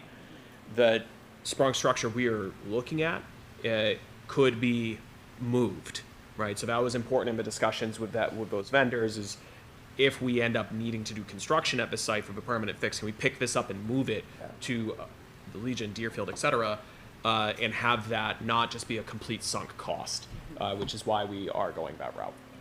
Can you just share, I did watch the meeting, but the difference of the cost for the floor and the springs, right? If I'm going to get it right, the floor all-in conservative was about 750,000, and the sprung structure all-in conservatively was about 400,000. It's all, that PowerPoint is also on the FS1 steering committee's website. If anyone wants to watch it. We can make sure, we'll get a direct And copy it's to okay. Allison Yeah. for you to all receive as well. And so I believe Now we're gonna kick over to Stephanie's presentation. we have our finance articles. Thanks, Allison. Do you want to click or do you want me to click? I do not want to click. And one quick thing, so the public has some, with rustling of papers, if you're near a microphone, just make sure you're sensitive because it's loud with the public watching. I'm not looking at you, I'm just saying everybody, not you.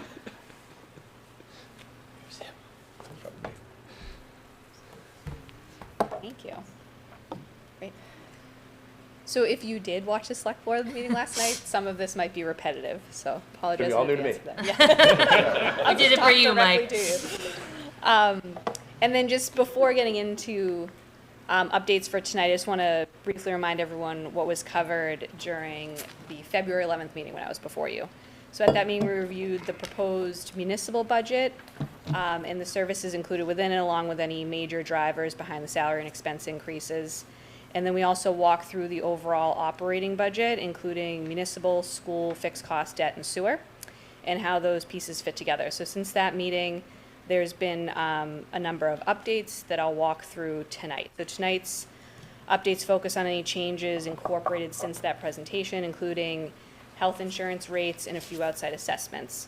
I'll also review financial articles related to the FY26 closeout, what we call Article 1 and 2, as well as a few changes to the FY27 capital plan.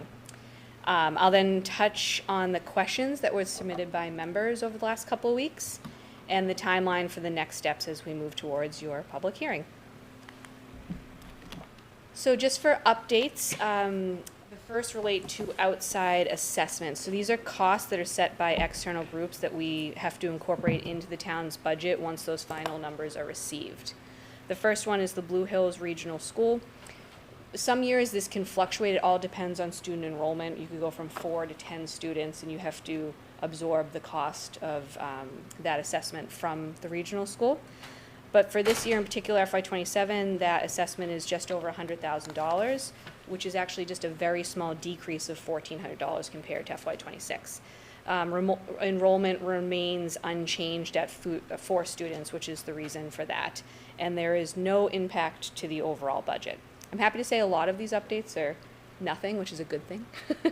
The MWRA sewer assessment, they set an annual assessment to communities by calculating the total revenue required for their operating capital projects, and then they allocate costs based on usage metrics. For example, sewer flow percentage is one of those factors.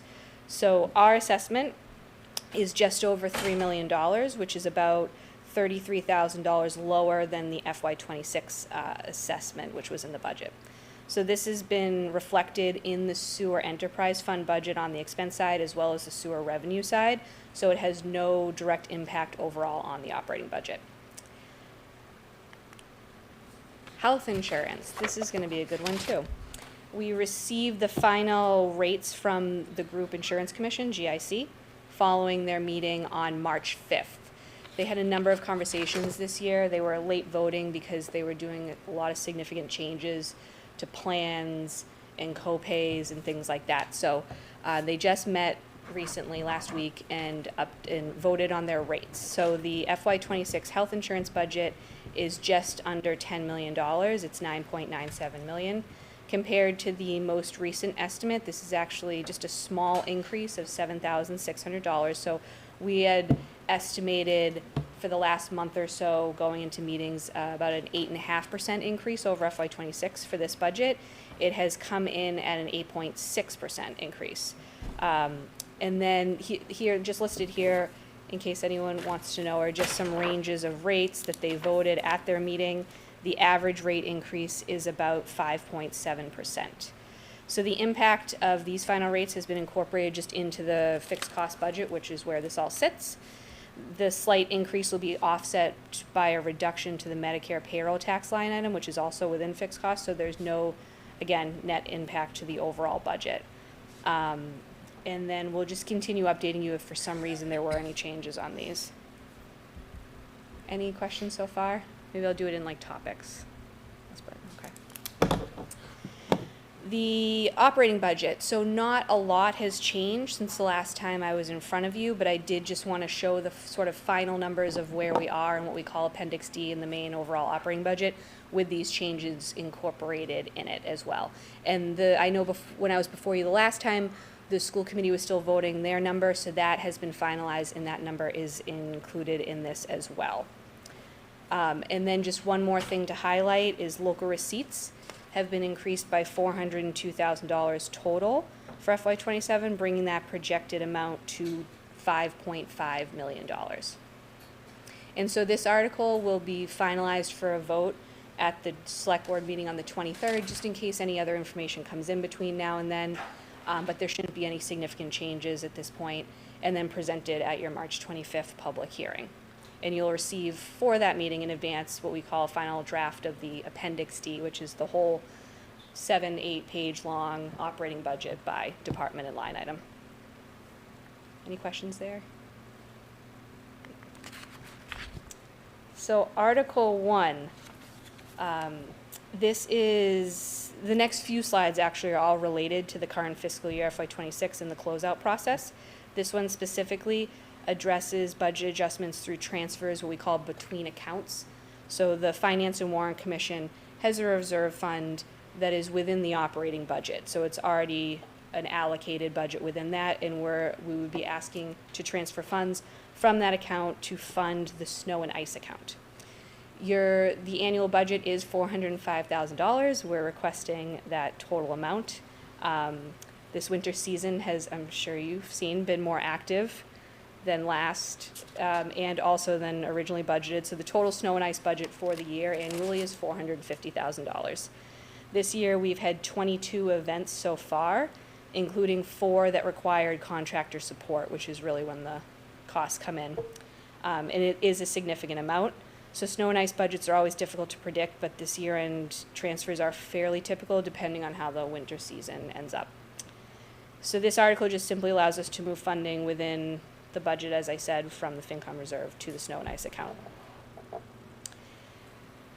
The total amount here does not cover what's needed to close out that line item, unfortunately, so there's also a request for funding on this in Article 2. So this Article 2 covers FY26 budget adjustments that require what we call additional appropriations from available funds. So this year, those 2 available funds are free cash and ambulance receipts. The total proposed adjustment equals $1.5 million, and you can see the breakdown. It's about 1.3 of free cash and then just under 200,000 of ambulance receipts. That would be the funding sources. The additional costs of the snow and ice operations, like I said, are included in this article. Again, it's been a heavy year for snow events, and the higher costs associated with needing to rely on both DPW staff during overtime and then outside contractor support. So there is an additional $350,000 $350,000 for the snow and ice salary for the DPW department, and then $180,000 for what we call the traditional snow and ice account, which is outside contractors buying salt, buying sand, all those supplies. I'll stop here for a minute. I'll kind of do it by subject, maybe. So is the DPW, that snow and ice, those costs, are that because it's overtime? Yeah, exactly. So for example, funny enough, last week, I said this to Select Board last night, but these amounts were tallied before, if you saw the 2 ice events last week that we just had. So they had to go out and salt, obviously, so they're coming in around 5 p.m. because you want to hit the roads and treat them before the overnight freezing. So that's obviously done on overtime costs. What was our total ambulance receipts that we took in? That we took in? 2.1. 2.1 to date. I'm just trying to. About 2/1/2026. No, but what we took in this year. I have that. I don't have it in front of me. I Oh, you do, believe, Connor. I'm trying to correlate. I do have, in a later slide, I'll show what we're anticipating using for all these funding sources and sort of what the remaining balance in the accounts would be. Okay, Okay. thank you. Yeah, of course. And this might be a silly question, but the salaries that we have listed here, and again, these are like related to like the long-term injuries, those are gonna be annual? You mean every year we would be asking for what's under the police and Right. fire? No, this is a one-time. Okay. This is for the current fiscal year, what we are trending towards with how we're doing spending on our overtime budget and what we're projecting throughout the end of the year. Got We it. legally, there's only one budget. Every other budget in the town has to be closed out at the end of the fiscal year. You can't be in a deficit. So this is requesting funds to make sure that those budgets at the end of the year are not in a deficit. But to tie it back to the IOD reserve fund discussion, this is something that, depending on the amount of injuries, having that reserve fund would give some other option rather than, a year-end Article 2 transfer to offset those costs. Mhm. And as you can see from this article, a significant amount is attributable to injuries in police and fire. Thank you for the transition. So, the next two items I'll go through are related to personnel, and the largest drivers for those costs are contractual wage increases, long-term leave coverage, and then public safety staffing needs. So I'll start with the police department. The request is for $210,000 to address an FY26 overtime shortfall. There are a few factors specifically that increase the overtime costs that I'll go through. First, contractual wage increases in FY26 raised the overtime rates. However, as we've seen the last couple of years when I'm in front of you, the overtime line item itself was not increased proportionately in FY26. So as a result, obviously every hour of overtime now costs more than anticipated when the budget was built.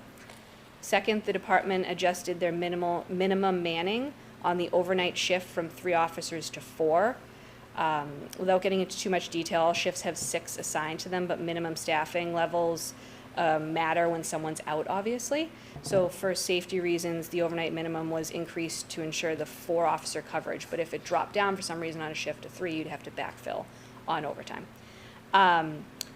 Third, the overtime account must absorb normal contractual obligated absences. So this is what we've been talking about with the IOD and specifically, and then any other absences that come up, including vacation, sick leave, training, injury leave, military leave, parental leave. So just the realities of running an operation that's obviously 24/7.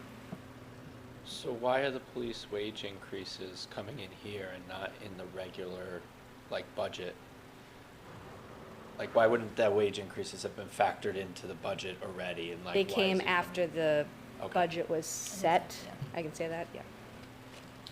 But that's also why there's a footnote here in size 6 font that going into fiscal 27, both recurring OT lines in both public safety departments have been bumped up to acknowledge that we've had some of these changes and that we want to start addressing these trends. So we're putting in $50,000 for police for FY27 and $75,000 for the fire.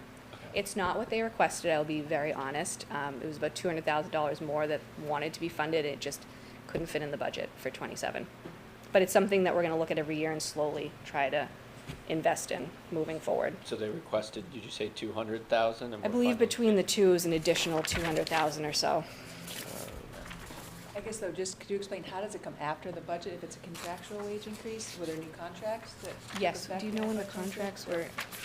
I'm sorry, I'm allowed to put you No, on the I spot. would say, I'm trying to remember which contract We we're don't on. always, unfortunately, that would be amazing, but when we're negotiating contracts, sometimes it can come after. Say, contracts expire June 30th and the budget was just set in May, and they settle a contract, it goes into effect July 1st, the budget's already been set. That happens, can I say that? Yeah, I would also say there's just different philosophies on funding overtime line, right? Because That's you just, true. it's one of those things that's variable. What if one year nobody took vacation and nobody got injured and nobody had a baby? And so that line in both police and fire doesn't necessarily increase every year. I don't believe either line has been increased in a number of years. We did do some into the fire 2 years ago when we were adding to bodies, but other than that, it's been a number of years that it's been a stagnant account. But not 27. But not 27. Was the increase in police staffing a contractual obligation? The minimum manning, Yeah, it was not a contractual obligation. It was an operational decision. good. Is that correct? Yeah, I yeah, don't want that's- to talk no, on I would- contracts I would without tell you getting the you nod. were The wrong. chief is saying Yeah. yes. He's nodding. Yes, you were correct. One feather in the cap for the chief. Yep, for safety reasons.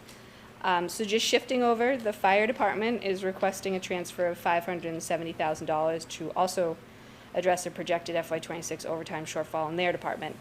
They had a lot more hits this year. On their side, the request reflects for the entirety of FY26, the department had 2 firefighter positions out on injury leave, so the entire year. And then in addition, there have been 4 other injury leaves during the year, ranging from several weeks to most of them being several months. So obviously, when a firefighter's out, the minimum of 9, we've talked about that a lot with the fire station project, they have a minimum manning level of 9. That still must be maintained, so that means the absence is backfilled on overtime. Can I ask a question? Maybe it's for the chief. Do you ever have trouble filling that if you're not up to, filling the overtime? Yeah, we just order. Oh, He said, yes, they do sometimes, and they order at that point. So just for the microphone. Oh, sorry. No, that's not you. I guess as we're doing these transfers, it's difficult to say, but if there's long-term leaves, are we anticipating those going into next year, and were those built into the budget that will be before us? Or will we be looking at, if they were the same individual, potentially, an anticipated increase that will come before us in budget Article 2 next year? Again, so the only budget increase you could do to try to predict this would be to add to the overtime, because their salaries are already in there. Yeah. They're getting paid their salary, and we have no idea who's going to be out on injury and when they're coming back most of the time. Thus, the previous article that we talked about Yeah. is a step in the right direction. Attempt. Okay. Great. All right. So the last item here are expenses related to the ambulance services.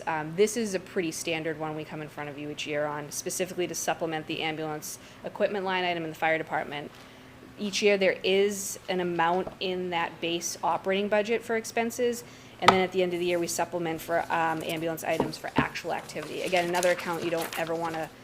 We added to this, I think, about $10,000 or $15,000 for FY27. Again, another line we're trying to address, but slowly, because every year it depends on what the actual expenses were to maintain, equip, or service the ambulance.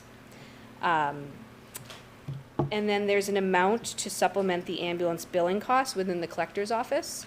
As you can see, the breakdown is $160,000 for the fire department ambulance expenses, and then $36,000 for the collector's office ambulance billing services, which is higher than previous amounts. They also have an amount in their budget, but this is sort of a good thing because it's a fee-based service, so the more revenue we bring in throughout the year with our third-party billing company that collects the receipts for the ambulance, the more we get charged. It's a percentage-based fee.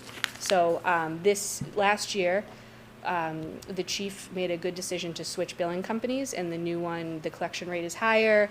They're much more efficient. Their rate was actually a little bit lower for what they charge us, but we're bringing in more revenue this year, so therefore we were charged a higher fee that we weren't anticipating. So, okay, any other questions on that? Because that's the end of Article 2. Awesome. So a little bit new this year, Article 14, which I'm still calling Article 2B. I don't know. I told her she couldn't. Represents also FY26 budget adjustments, but specifically for the school department. The specific amounts are still being finalized. They have a school committee meeting coming up where they'll discuss that. So those numbers will be updated before the select board's March 23rd meeting, and then obviously presented to the group here at the March 25th public hearing. Similar to Article 2, this article allows for adjustments that ensure all accounts are adequately funded through the end of the fiscal year, but just specific to the school department's budget. And this will most likely be funded with free cash. Okay. Article 4. These are 2 quick updates. It's this, if you remember, this is the annual municipal capital article. No items have been added, but I believe, I don't remember who it was, it might have been Alex last meeting, pointed out that it just said dump truck on here, and he wanted more information on what that was because it was a much more expensive vehicle than was also called a dump truck in another area, which I appreciate the feedback. So we got some updated language from the DPW director and added that it's a 10-wheel dump truck hook lift body. You can Google that. Please don't ask me much more about it. And then the second is that the last time we presented the building facilities maintenance line item was an amount request of $150,000. Part of the meeting last night with the select board to move forward with that sprung structure Molly referenced in the temporary quarters for the vehicles at the Fire Station 1 was that we needed to request funding to fund that. Part of it was through mitigation funds the select board has, and then the other part of it was digging into our facilities maintenance capital for FY26. So we are increasing the amount we're requesting for FY27 to just backfill that amount that we're taking from that account this year. So that brings the new total to $1.83 million for this article. And then I'm going to switch this over to Molly in a minute. This is Article 7, which is our additional capital improvements that we fund with free cash. And we are adding one item here in the amount of $300,000, so we wanted to flag that for you as well. And I'm going to have Molly touch on that. No, just so as part of the FS1 project at 637 during their feasibility schematic site work, it was discovered that PFAS is in the back parking lot where the department used to use a foam that now is known to have PFAS in it. They haven't used it for years, but it's sunk down there. So DEP regulations require us to study the land all around there to determine the extent of how much PFAS is there. We've done 2 rounds of testing to capture what they call the plume of how far and how wide the PFAS goes and how deep. We need an additional round of testing to be done to complete the plume before we can have any substantial conversation with Mass DEP about remediation. Is it going to be covering it up with more dirt? Is it taking it out and shipping it off to Ohio? So this... They love that. They love that. Ohio loves to get mentioned here. So this amount of money is just for that final round of testing. And I just want to point out that it doesn't matter what we do with 637 High Street, if it's a fire station, if it's whatever it ends up being, this is going to be required work. Now that we know it's there, we have to fix it. And that covers, This is that's just just a regular- testing? That's just the testing. This is just a regular dump truck. It's a regular dump truck. Yes, correct. One regular dump truck. Definitely not 10 wheels. No full flip. I want, I just, to the PFAS stuff, once it's determined what it is, Yep. when would we be getting rid of it? And do we have an idea of what that's gonna cost? We have no idea. Okay. Essentially, we've had many meetings with Mass DEP. They know that we're working on this. They have been wonderful partners with us about this. And because they're a state, they understand municipalities have to operate within the confines of town meeting. And so once we have this information, then we work with them on what is the plan, and then we work on setting what the timeline is. So at this point, it's just too early to tell. We have no choice. You know, 100%, I'm just thinking like, ooh, you know, Yeah. we talking $2 million or we're good? Probably more than 300 grand. one quick question. The radio infrastructure upgrade, it's been ongoing for a few years. When does that project wrap up? I don't believe that project has started. You're probably thinking of just a replacement of regular radio equipment. No. Oh, sorry. I'll have to go back last year.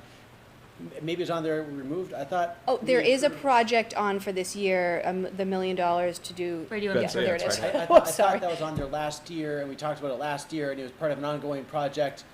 So in my head, this has been a multi-year project, unless I'm. Chief, if you're gonna speak. misremembering. You're right. We had talked about integrating it into the Yeah. station. Yeah. Oh, yes. Part of the money for the station was gonna upgrade radios because the repeaters and everything were gonna go on there. So that's, when that failed, the chief and I said, we need to do it now.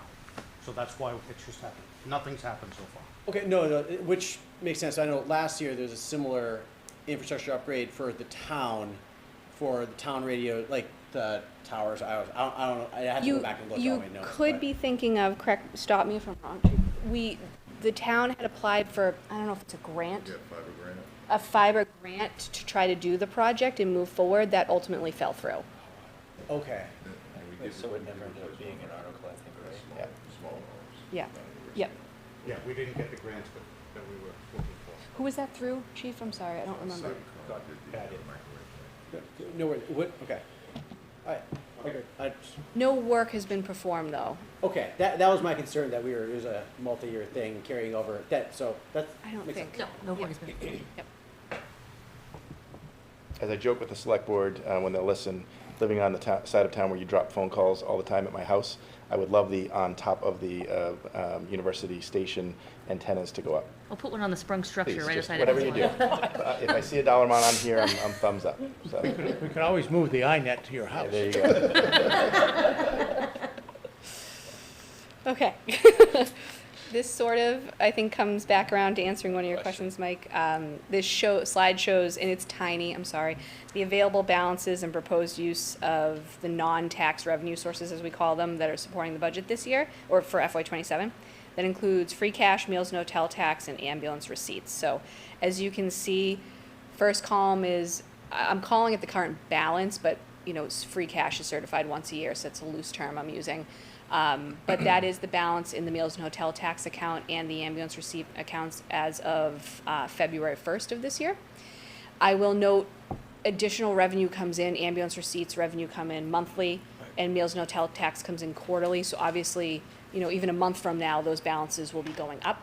But for today's purposes, just to kind of give you an idea of where we'll be after the projected usage, if everything passed at town meeting, which is column number 2, what we're anticipating using for the articles we've put forth so far. We do have to update this before your 25th meeting with whatever comes up for Article 11 and 14, as I touched on tonight. That the projected balances, first one for free cash would be about 7.4 million, meals and hotel tax would be 1.4 million, and then ambulance receipts would be about 650,000. So just to show that at this point in time, worst case scenario, there's enough funding in each of these accounts to approve articles that would hopefully move forward at town meeting. Okay. Stephanie, on that last one, I think, I know it's tough to say, but an understanding of per year what comes in, maybe historical on free cash, meals and hotel, and ambulance receipts, just to give us a comfort of going forward. This is a pretty big hit to those accounts. Yep. Not that we want to have huge accounts, we want to be, funding it in the right way, but just an idea of like that might be helpful for the Putting it on the account. slide, I can do. Sure. Yeah. I do have a slide. I usually do, number one, I know Connor we had sent a memo on the ambulance receipt Yes. funding in particular, which I think had that data. That did. Yes, Yep. yes. So just for, and it's a great question. I think that might be in one of the very long detailed budget books, but we could pull that data out. I'm saying that as a compliment. It is. No, it is. It is. Yes. It goes out each year in the annual warrant book. But to pull that out for a slide would be constructive, but for the first 7 months of this fiscal year through January 31st, ambulance receipt collections have been 1.1 million, which is trending very favorably. Got it.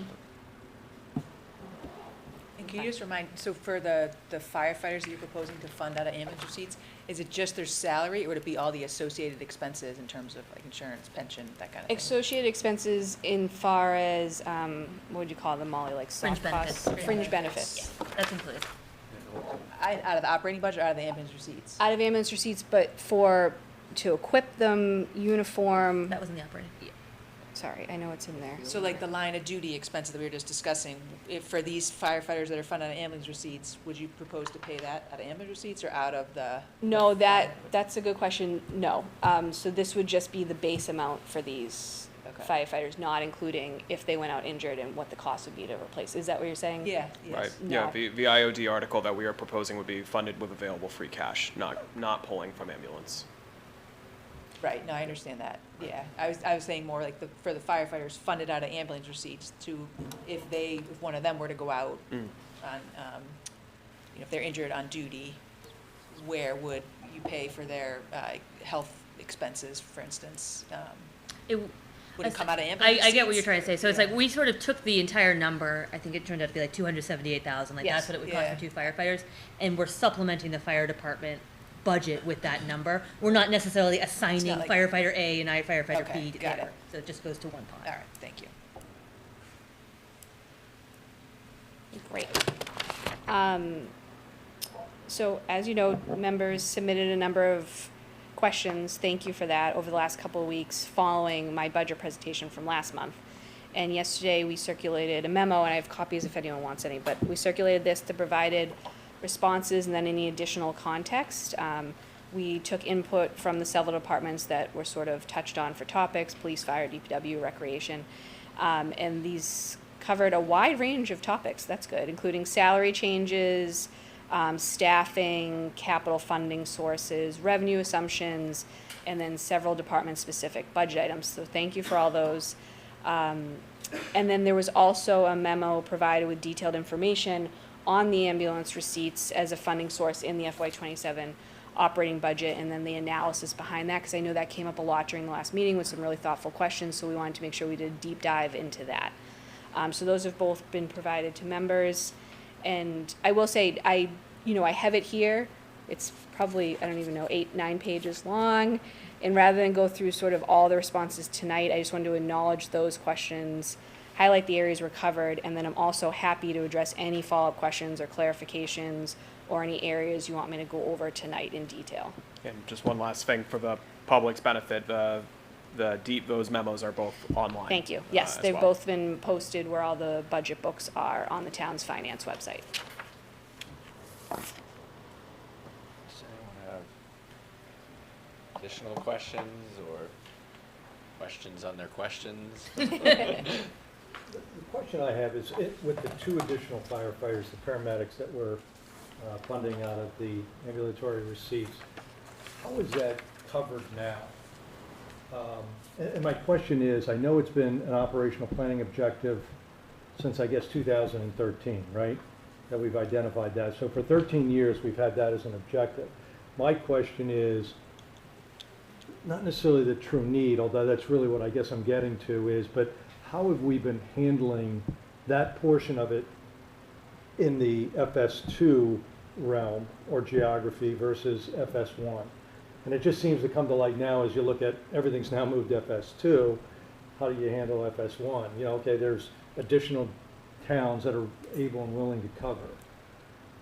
So I can take the first stab at response to the operating question as far as how have we been meeting that, and then if I'm not getting all the way to ground, then the chief is here to give some more detail. But right now, the way that the fire department is staffed, you have 4 groups, right, that work 24-hour shifts. 2 of them are staffed at 11 with a minimum of 9. So if you have 2 people who are out for injuries, other kind of paid time off, you don't need to call in overtime. The 3rd and 4th group are currently staffed at 10, but still have a minimum of 9. So your operating capacity is a function not just of the amount of salary firefighters you employ, but what those minimum staffing levels are, whether by contract or by a safety determination of your chief. And when you have it set up right now, it's kind of like a stool with uneven legs right now, right? So 2 of the groups are 11, drop to 9, 2 of them are 10, drop to 9. So on that 3rd and 4th group, what happens is just that overtime gets triggered faster, all other things being equal, right? You're still aiming for that operating level of 9 per shift, but you have less capacity with straight time rather than time and a half to stay at 9.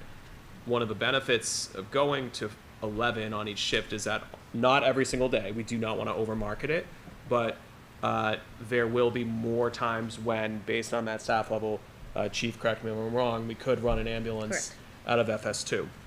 Now, we're doing that right now, but that's on an emergency basis. That's not going to be the ongoing operating model. But so to answer your question, you just hit overtime spend faster without those added to. Okay, is it fair to say then, with the expenditure out of ambulatory receipts, we actually would see a reduction in overtime? So I would love so much to just say yes and get up. Go ahead, say yes. Because of 2 more bodies, you mean? Because we're adding 2 Yes, bodies. but asterisk. Yeah, so it's yes, all other things held equal, right? So if you have the exact same patterns of leave and things like that next year, if you had 2 additional folks, that means you have that 1 extra person before you trigger overtime. The reason why I'm hedging is because if there's more injuries or something, you may still have a bad overtime spend year. But all things being equal, yes, that does take pressure off overtime. Okay. And is there a point at which as we fund this out of ambulatory receipts, and I'm not clear on the accounting, whether or not you just slide the funds over, but is there a point at which that becomes just a part of the operating budget, the municipal operating budget? So it's part of, when I talk about Appendix D in that long operating budget Yep. line item, the funding sources are always on the right, and the majority of the time it'll just say taxation for almost everything. You'll see that there's that exact amount that we're requesting to specifically fund for the fire department out of ambulance receipts. So that is voted as part of Article 3. Okay, and It's my that's the understanding that's- 250, whatever it was. Yes, It's a it's little 287, but that is In addition. to there is a long-standing practice that there is, I think, roughly 300,000 per year that has been an Appendix D in operations that has been historically funded through ambulance receipts, and that's why we did that kind of deep dive on this to show what the practices are in the region, what state law allows, and things of that nature. Okay. Sure. Thank you. Any other questions? Silly question, but have we ever thought about, or do we even have the option to implement some kind of like insurance program for these events if we find that at some point down the line they're exceeding this sort of budget that we want to set up, or to try and mitigate some of that cost? Are we talking about wage loss insurance? Or what? just like some of this like funding that's happening with like the injuries and IODs. things like that? Yeah, Is this it's something an that- insurance question. Our data, I'm looking at Bill out of my side eye, is not good, it would say, right? So it would be extraordinarily expensive for us to get insurance for this when we, and then not know, versus some years we're doing okay. This is just a bad year. So it's a poor risk for an insurance company. Yeah. So We they'll are a they'll poor end up risk for paying more insurance. than they're paying today. Yeah. Yeah, so it's something that we've thought about and it doesn't make sense. Yeah. As well, so, yeah, so the medical, I'm not sure if you can do at Yeah, all. I don't think you can do it all. But for the wages, you can, and that's Yeah. something we could look at each year as part of our normal review of the town's liability, property casualty insurance through Maya. I'll tell you, in my previous experience, for many, many, many years, it never made financial sense, but we did. There is, depending on a variety of factors, your loss experience, what the insurer thinks. Experience. That's what I'm trying to get at. Your staffing levels, it is it's not something that often makes sense, but if it does, we will get it, and we'll look at it every year. For wages, to be clear, not. When you say you're having a bad year, what is the metric you use? Do you use OSHA's illness injury rate? Is that the process you use? No, I guess when I was saying bad year, I sort of meant that anecdotally. Usually, looking back on a year, it would be unusual to have 1, 2, 3 all year leaves. That's a lot of people. I might see 1 in a year. And then in terms of shorter duration leaves, a couple weeks is considered a good. Do you 6 guys months have is a considered bad. metric that you track? We have not measured it, no. Or I have not measured it.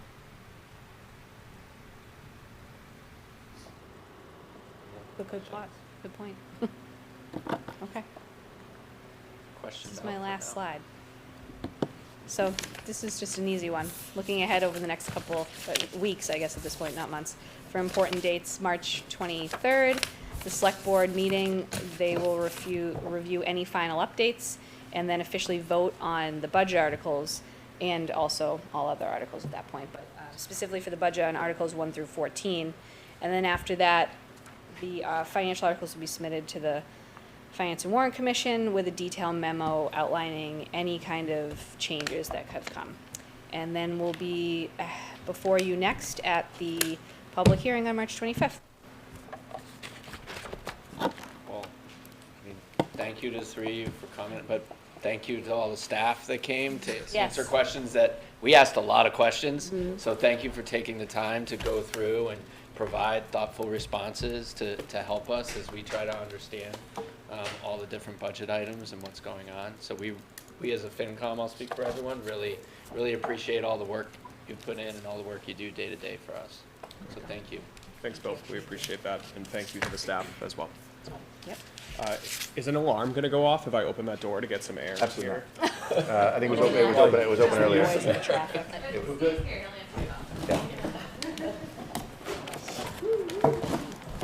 Awesome. Thank you all. Me too. I'm like, I'm gonna take a diet.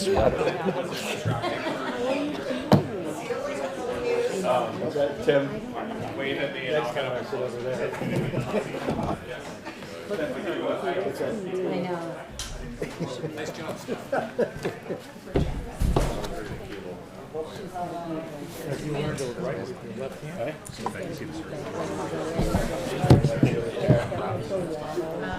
Hopefully that's a car.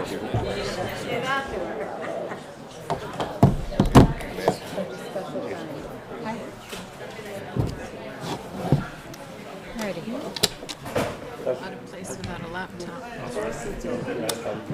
I'm just gonna Ian, losing his Okay, this guy.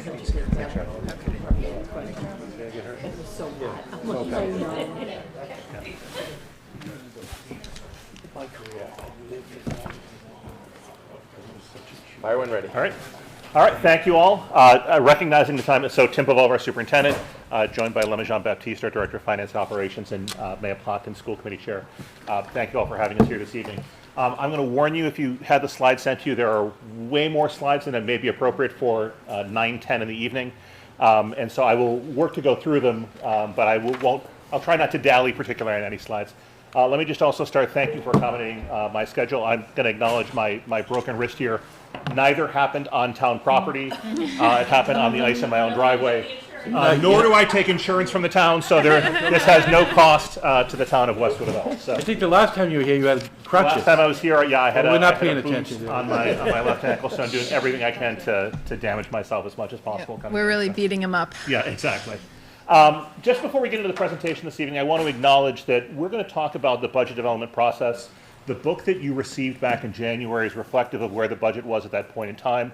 Obviously, there was a lot of work done at the end of January and into February to update the budget, and I want to offer my thanks, and I think the thanks of Maya and Lemma and the other members of the school committee of the town, of the school department, for the cooperation and support we've had, the collaboration with Connor and Molly and Stephanie and the select board to get to where we are right now. And we're already excited that we are having conversations around what this budget process will look like a year from now, because ultimately the town is served best when all the parties involved really work collaboratively and collectively with one another in stewardship of the financial resources in the town while serving the residents of the community. So I just want to kind of open by framing that here. But I do want to tell the story of the budget of where we are and then the adjustments that we made, because most of the budget that was presented to you in January is still the budget that we are coming forward right now. There was a late revision that I'll talk about at the end of this presentation. So as we build the FY27 budget, these are the annual operating drivers we have every year. We have to meet our contractual salary obligations. We need to meet other inflation impacted costs, transportation, utilities, address special education needs. That is a particular driver in this year's budget. And as Stephanie just alluded to in her presentation, there are 2 articles that the school committee will take up at their meeting next week in terms of financial impact. One is a transfer regarding the special education reserve. A second one is actually costs related to the requirement we've had this year to use contracted services, particularly for IAs and ABA tutors due to a loss in staffing.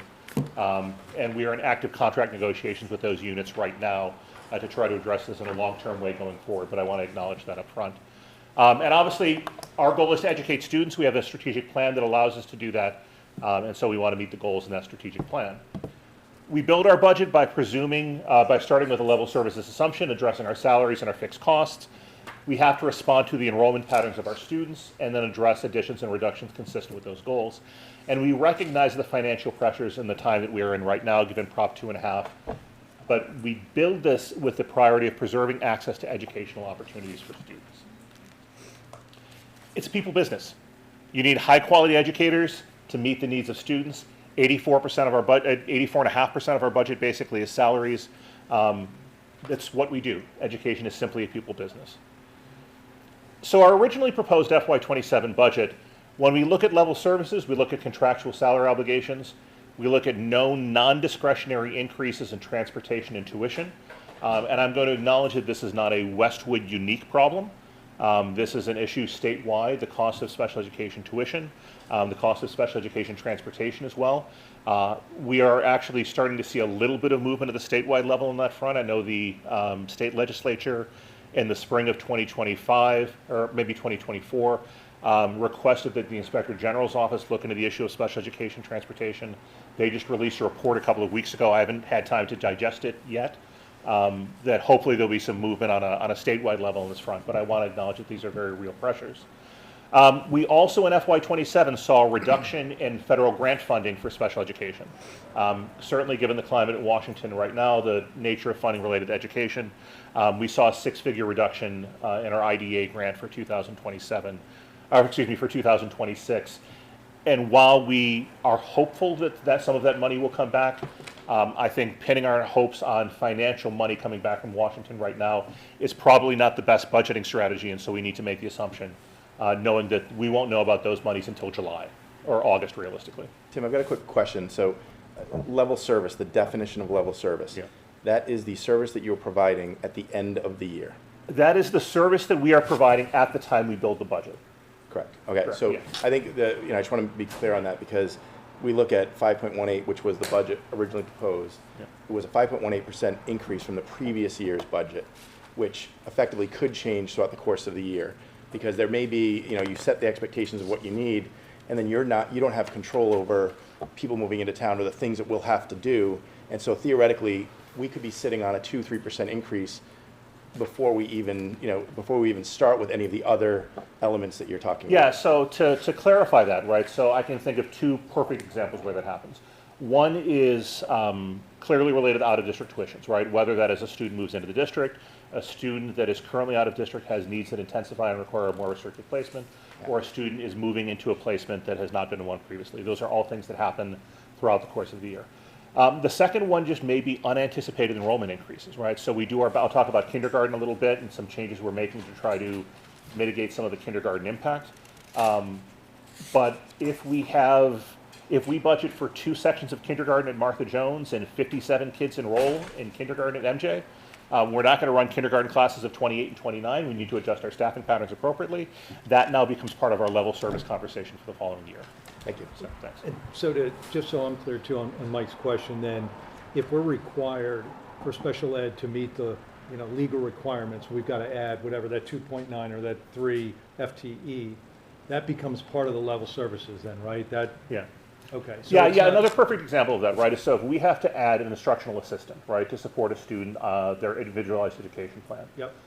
The first thing we do is we look to try to reallocate existing staff in the district. Can we do something to change schedules? Can we move somebody from one building to another?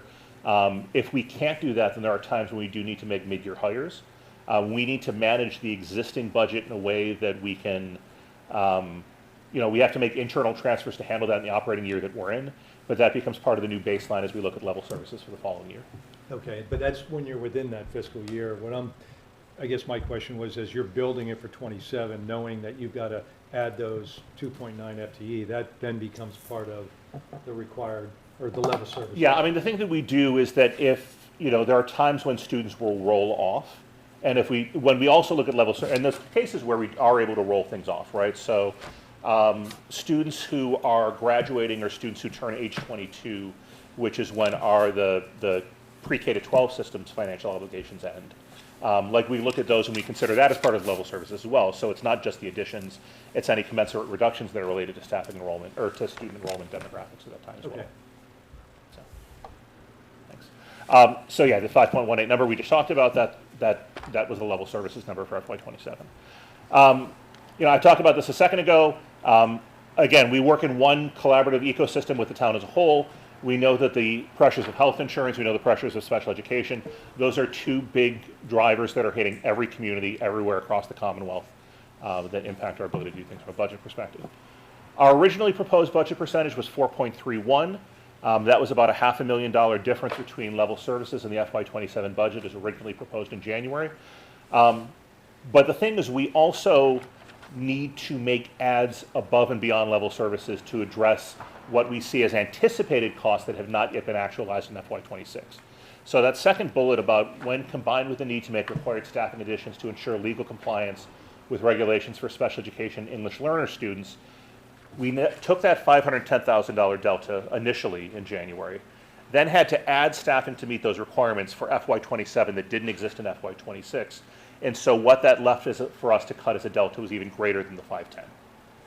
And so that's where we were, again, in January. This was the budget at that point in time. I'm not going to belabor this slide because this modified later on. So let's dig into the special education and non-salary changes. The most variable part of any budget is special education. I've been here 3 years. I've been a superintendent for 14 years. I've had that exact same statement for every year that I've been doing this across my entire career. We have created several district-wide programs that allow us to educate almost all of our students in district. Our percentage of students in FY26, fewer than 1% of our students are in out-of-district special education placements, is incredibly low when you look at other districts across the Commonwealth. But it also means that when we see fluctuations, they impact us more dramatically because sort of that baseline is significantly lower, right? So that fluctuation has a greater impact on the budget as a whole. You know, we've talked about the Operational Services Division over the last few years. They set the rates for out-of-district placements. We are happy to see that the number has actually come down from those crazy numbers in FY24 and FY25. FY24 in particular was a 14% increase in out-of-district tuitions. Prior to FY24, 2 to 3% is the norm, is 3.67 for FY26. However, it is a frustratingly opaque process. And again, my colleagues and I are actually actively working with DESE and OSD to try to bring greater transparency to this process about rate setting. But individual placements can apply for larger increases.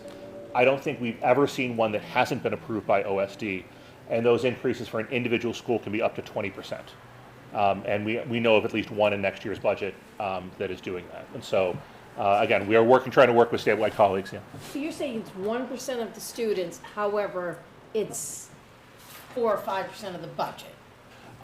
Is that what yeah, is an overall percentage that's probably roughly around the right percentage, Lena? Mm-hmm. Yeah, give or take, yeah. Sorry, I'll pause here if there's another question on this. Actually, I could have just gone to the slide, right? It's right here. So, so these are the numbers for FY26 and FY27. We categorize that we have 3 different lines in the budget: one for residential tuition, one for day tuition, one for collaborative tuition. And there are, again, some students may be coming in new, some students, their placements may be changing. But this reflects the difference from FY26 to FY27, and that's clearly a significant delta from one year to the next. I want to acknowledge that, again, when we talk about the special education reserve transfers, these numbers for FY27 aren't coming out of nowhere. We're experiencing this in FY26 right now, which is why we're looking for a reserve, and I'll use Stephanie's language of Article 2B actually, I guess that's Article 11 is the sped reserve? 11, yeah. Okay. It's like the highway exits, they're all renumbered. Yeah, exactly. Yeah, they've all been renumbered based upon mileage. So, but this is the framing for FY27. And so day tuition includes everything, whether it's part of the tuition out of district or in the No, so to clarify, all of these budgets are for students that are receiving educational services not within Westwood Public Schools. So collaborative tuition, we are a member of TEC, which is the Education Cooperative. They're primarily based out of Walpole. I sat on the board of that collaborative. Collaboratives are essentially regional partnerships among school districts. There's about a dozen districts that are part of TEC. As a way to address students' needs in a collaborative way that brings costs down for those districts that are a part. We also do send some students to other collaboratives of which we are not a member. They have programming that TEC doesn't offer. They're a little bit further away. Becoming a member isn't really a financial option, but those are options like Accept or BICO or places like that are other collaboratives. Day tuitions generally refer to private approved private special education schools in which students are transported daily in the morning and return in the evening. So those are, generally speaking, more specialized programming that we can't provide in district, the collaboratives aren't able to provide. Like a very specific example of that might be the Perkins School for the Blind, for example. Residential tuitions, that is where a student is there 24/7. Yeah. This is the, when we talk about special education transportation, this is now both in district and out of district. And you can see the differences here. It's not surprising that as this day tuition number is projected to go up for FY27, that the students we are transporting to day tuition placements, there'd be a commensurate increase in transportation costs as well. We do look to try to collaborate on how we can reduce those costs. I will, we had school committee office hours last night. I talked about essentially there is a statewide monopoly on special education transportation. This is why we've asked the IG to look into this. It's the same company with like 4 or 5 different names.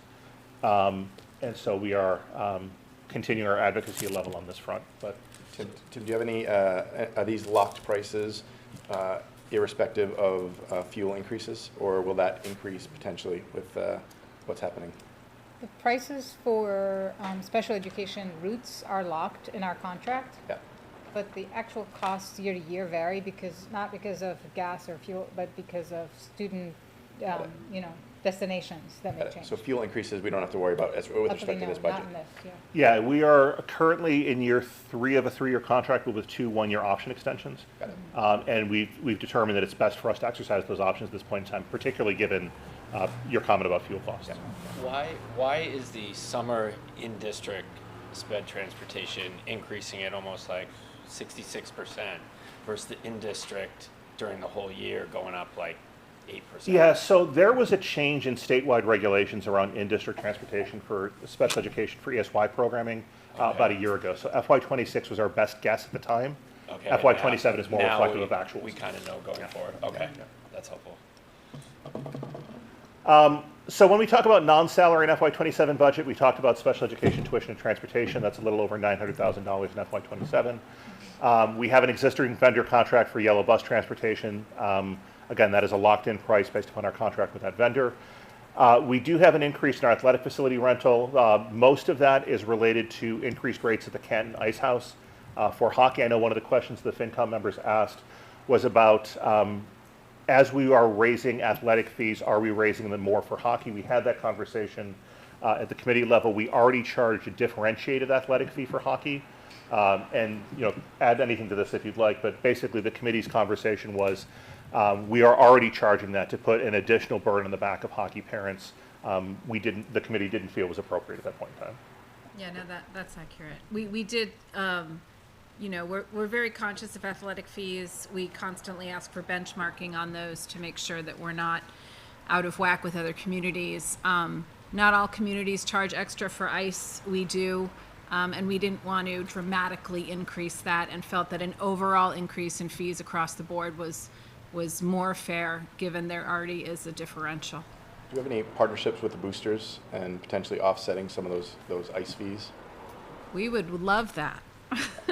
We do not at this time. We don't at this time, but if anyone, I don't know, is the Westwood Boosters or is it a different organization? I'm a basketball family, so I don't know any of the hockey families. I was on the board of the boosters, and we used to try to fund all sorts of things, whether it be speakers or things like that. I think, given the success of the Westwood high school ice hockey teams. Yeah, I want to acknowledge our boys team made the state semifinals this year. Our girls team made the state quarterfinals this year. Really successful year for hockey teams. So, is hockey the only facility rental in that? No, we also rent for gymnastics and.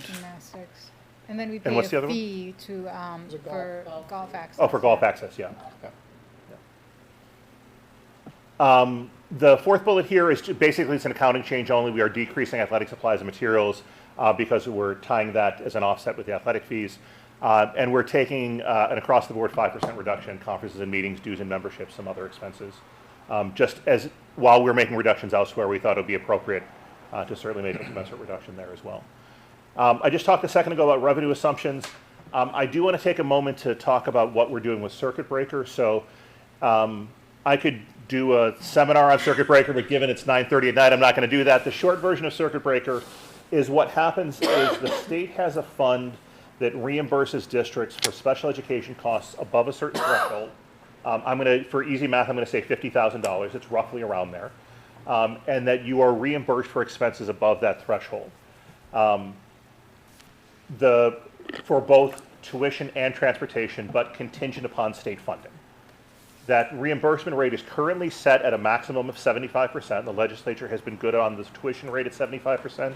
Hopefully we'll stay there with the transportation rate as well. We are advocating for 90% as the superintendents across the state. We'd love to have that happen, but 75% is where we are right now. So what that means is if we have a tuition of $90,000, you take the first $50,000 off the top, the district is responsible for that. There's a $40,000 delta, 75% is $30,000. We get $30,000 reimbursement. The way that we budget that locally, if we have an expense in FY26, our current fiscal year, We apply for the circuit breaker reimbursement at the end of that year, essentially over the summer. We get that reimbursement in FY27. But because at the time of budgeting, we aren't 100% sure what that is, we apply that to our FY28 budget. So the actualization of our budget process of circuit breaker lags 2 years behind the expense. If I go back to that tuition slide, we actually saw a decrease in tuitions in FY26 from what we were projecting in the budget perspective. We are now seeing that go back up in FY27.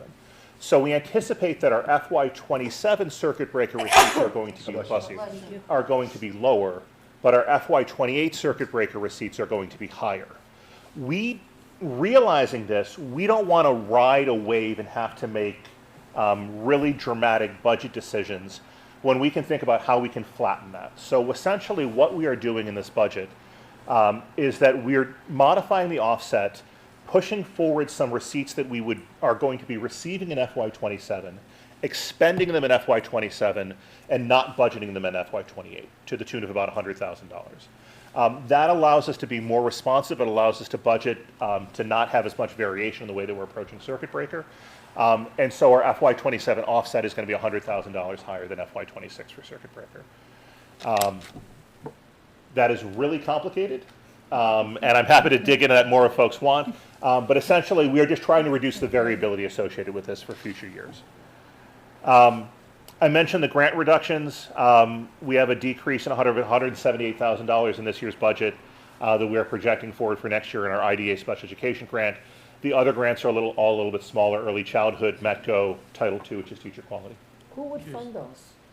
Before, like, who was funding those? These are federal. Those are all federal. IDA is federal. METCO is state. METCO is state. Early childhood is also federal. Title II is federal.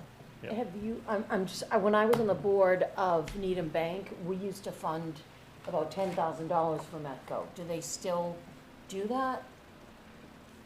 I don't know, like directly to Westwood or to the METCO program? So Needham would have whichever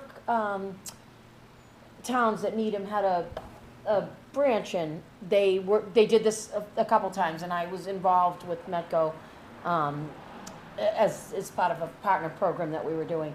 But that was something that, it was obviously a private bank, but wanted to support the METCO program.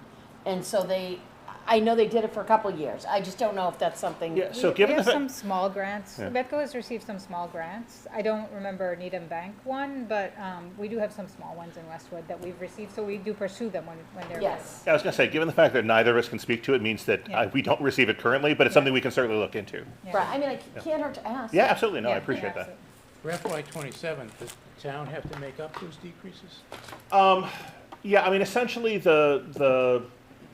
we have an obligation to address that, whether or not we are making up the increases or we're changing the staffing in some capacity to address the fact that there's reduced grant funding. So the Title II grant, for example, is teacher quality. Some of that is related to, we use that for mentoring, some professional development. That's a case where we have to look at how we are allocating some of our internal funds. The reduction in METCO grant, also knowing that we are having an increase in expenses just because inflation hits, we made a staffing adjustment in the current fiscal year so that we were able to maintain our support while staying within the financial limitations of the grant. Lem, a quick question on the offset. So we're going to have $100,000 for fiscal 27. Is that anticipated to vary year over year because you'll have a better insight into what's coming? Yeah, I mean, From circuit breaker, you mean? Yeah. Yeah, I mean, if we are like trying to forecast way into the future, right? We probably would have seen about a $50,000 reduction in FY27, and then a $300,000 increase in FY28. So that's why we're comfortable taking 100 from FY28 to flatten it.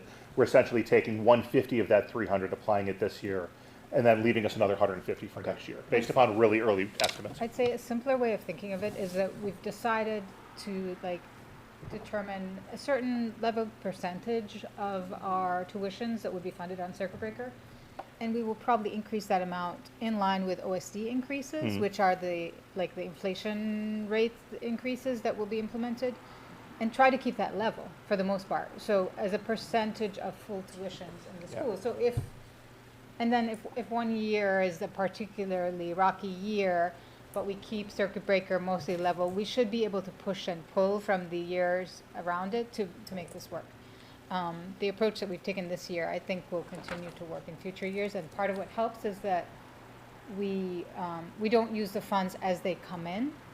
We have more foresight because we know we've received them for the prior year, and we really know what we're banking on in the budget. Yeah, I mean, the fortunate thing is within the fiscal year, once we get the first quarterly payment, that stays steady throughout the year, right? That doesn't fluctuate. Yeah. So there is at least some receipt certainty Consistency. on that front. Moving forward on the revenue side, so we made the decision a couple of years ago to basically build a consistent escalator of 3 to 5% of fees, as opposed to not raising fees for 10 years and then raising them all at once. So that is a 4% increase to bus fees, athletic fees, preschool tuition, and essentially we round those numbers a little bit just so that it's not $318.27. It's a round number, but we anticipate about $29,000 in change in anticipated revenue increase from receipts. And just to be clear, those fees all go directly to the school budget, right? They do, yes. So they go into revolving accounts for the school budget. They have to be expended for the nature of the purpose in which they were received. So bus fees have to be used for transportation. Athletic fees have to be used to support the athletic program. Preschool fees, I know this is one of the questions we got asked. Preschool fees do not even come close to covering the cost of running a preschool, right? We have a legal obligation to run preschool for students ages 3 to 5. Who require special education services. But we take in tuition from students in an integrated preschool that are neurotypical students that act as peer role models for their age-appropriate peers. And so we use that tuition to help offset the cost of staffing in the program. This just shows you where we sit compared to other districts. Tech is our collaborative, so Needham, Wayland, Millis, Canton, Norwood, Walpole, Medway, Dedham, Framingham. Actually, we should update this in the future because King Philip and Sharon just joined. But it shows you where we are on the fee side. Similarly, athletic fees for other districts in the TDL. Let's dig into enrollment for a minute here. I'm going to do this in two parts. First, we're going to talk about the overall enrollment. There's no significant change in FY27 at the high school or middle school level. We do have district-wide steady enrollment at the elementary level from FY26 to FY27. But unlike the middle school and the high school, where the nature of schedules and the nature of there's only one building in town, that doesn't really change staffing. Elementary staffing is driven not only by how many students are there, what are the grade levels of those students, what schools are they in. So we need to be responsive to that because of the way that elementary classrooms are structured.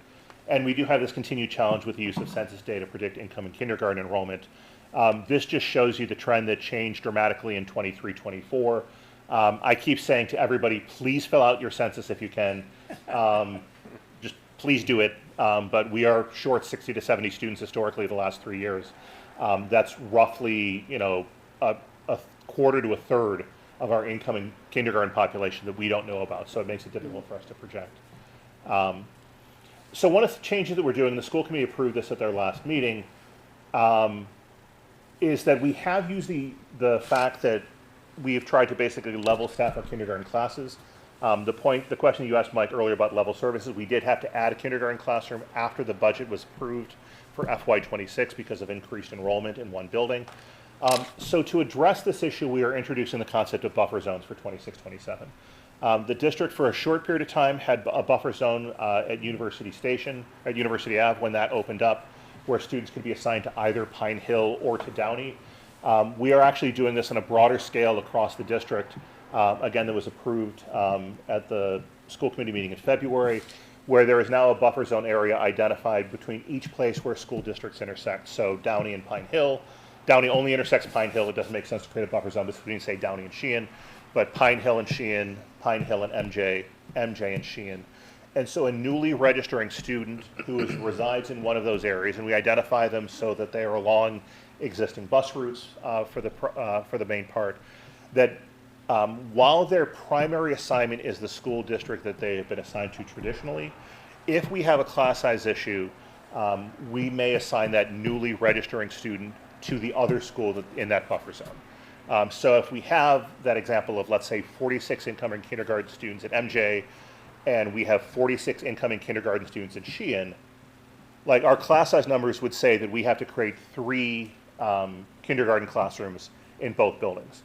If we can shift, let's say 6 of those students along the buffer zone line, we can have 52 in one school and 40 in the other, have 3 classrooms here, have 2 classrooms here.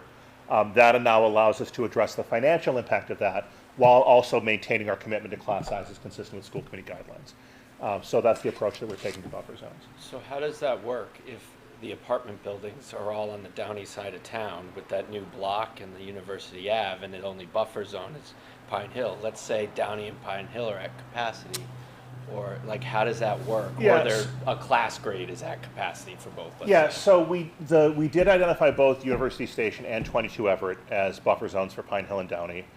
There's another area, there's a neighborhood sort of along, on the Downey side, it's basically west of Route 1 on either side of East Street. On the Pine Hill side is sort of the southern side of Washington Street, on the west side of Washington Street. Are buffer zones identified. You're right, Downey can only go to Pine Hill, but the way that you can do that is sort of a moving piece, is you can take some Downey students, move them to Pine Hill, but take some Pine Hill students and move them to MJ or to Sheehan. So would you be taking walkers and making them take a bus? The way that we have identified this almost exclusively is with the exception of an area between MJ and Sheehan where students are in walking distance to both schools, we are generally not hitting walking zones. Okay, so if kids are walking in, like, in my neighborhood, we're a walking district, but what you just described sounds like my neighborhood. Yeah, I don't have a kindergartner, but, just thinking about my neighbors, they all walk. You wouldn't then just put them on a bus and send them to. Yeah, that would be our last resort, right? Is we would sort of tier how we assign students. Like we had a whole discussion about sort of whether, I don't need to get into this here, but what the guiding principles are. Among that is like if you have an older sibling that's at an elementary school, we're not going to assign the incoming younger sibling to a different school. We want to keep siblings together. But among those considerations are we want to minimize the impact on bus routes.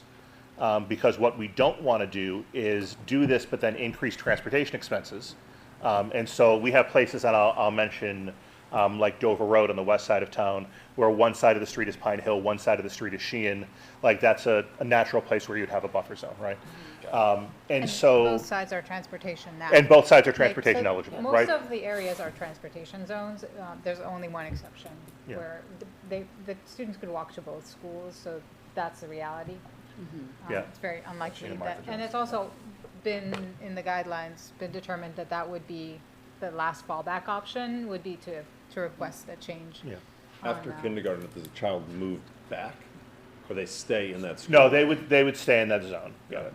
Yeah, I mean, what we don't want to do is yo-yo children, right? We want to, they are making they're making friends in that neighborhood. We also, like one of our principles, based upon the school committee conversation, is that if we're moving students, like we would want to ideally move students from the same neighborhood together, right? Okay. We're sending a bus down the street. We don't want to buffer one student and not buffer the other 3. Like it makes more sense to try to keep kids together. Unless, of course, the number's flipped. And yeah, well, this is our first time, we know, we're not 100% sure that this is going to work perfectly as designed, but we know that not doing anything is definitely not going to work. Well, right? the cost is like immediate. And again, we have, and from a financial perspective, we are incurring a much higher cost. Prop 2.5 doesn't care what we're doing there. So I get it. Exactly. And in the presentation that went out there, way in the back in like slide 70 or whatever, are the actual zones. And you can also see they're on our website as well. So Thanks, Tim. Let's talk about staffing changes. So I mentioned the 510,000. This is basically stuff I talked about previously. We also recently had an outside group conduct a review of our special education needs in the district. There are 8 priority recommendations, or 8 priority areas of recommendation out of that. We are still digging into that review as an administrative team right now. I know we're going to be reporting out to the committee later this spring. Some of the things we're doing there, but some of the identified areas are actually reflected in this FY27 budget that we sort of knew about in advance in our conversations with the consultants. Part of what we are doing here is we are not only addressing immediate needs for compliance, but we are essentially also building our structural capacity in special education to provide better services to students, to try to bring some cost stability in the future. So some of these ads are dictated by demographics and program. Some of these are about creating greater levels of oversight and greater levels of consistency related to the way that we deliver services in the district. So let's start. We have our focus program. These are students that have complex multi-disabilities, sometimes more intensive medical needs. That program is located at Pine Hill. We are currently projected to be at 13 students for 2026-27. That necessitates the need to add a second classroom. And I'll talk about that in a second. We have one classroom there right now. We, for years, have had ongoing capacity issues with our preschool. There is a state regulatory cap of 15 students in an integrated preschool. We have exceeded that cap over the last 5 years in 10 of our 15 existing preschool classrooms. We are currently over capacity in all 3 of our classrooms this year, and so we need to address that. One of the things that we did this year is we created a WABA program for our preschool students. That's our ABA program students that require discrete trial services. That has been located at Pine Hill, which is where our K-5 WABA program is, but that location limits integration opportunities for students with age-appropriate peers in preschool. And so to address all of these, we're making some changes in our special education staffing and delivery model for next year. We are adding a second focus teacher at Pine Hill. That classroom, the Pine Hill focus classroom, is located at the beginning of the kindergarten wing. The preschool WABA classroom is located directly across the hall. So we'll be taking that preschool WABA classroom and creating a second focus classroom there. To address the preschool concerns, we will be adding an additional integrated preschool classroom because we have the capacity issues and space limitations of our existing footprint at the high school. So we'd be creating a 4th integrated preschool classroom, locating that at Downey, and in addition bringing the WABA preschool classroom from Pine Hill to Downey. So we would now have 2 preschool classrooms at Downey next year. That requires a 1.0 FTE teacher. It's really 2 aides. It's 1.48 FTE from a budgeting perspective because of the hours that preschool aides work. But that would be associated with adding the preschool classroom at Downey. And relocating the WABA classroom also produces the age-appropriate peer support for our WABA students in preschool. In order to create some of the space there, our peer program, which we currently run parallel programs at Downey and at Martha Jones, would be consolidated to MJ for next year. So instead of having one classroom at Downey, one classroom at MJ, both addressing students in K through 5, we are now consolidating that program 2 classrooms at Downey that allow us to essentially create a lower peer program for students in the primary grades and an upper peer program for students in the upper elementary grades. There are a number of changes for here. You can see that from a budgetary perspective, the adds are the 1.0 FTE focus teacher, the 1.0 FTE preschool teacher, and the 1.4 FTE instructional aides. We had a lot of conversation about this. I know that these are impactful changes.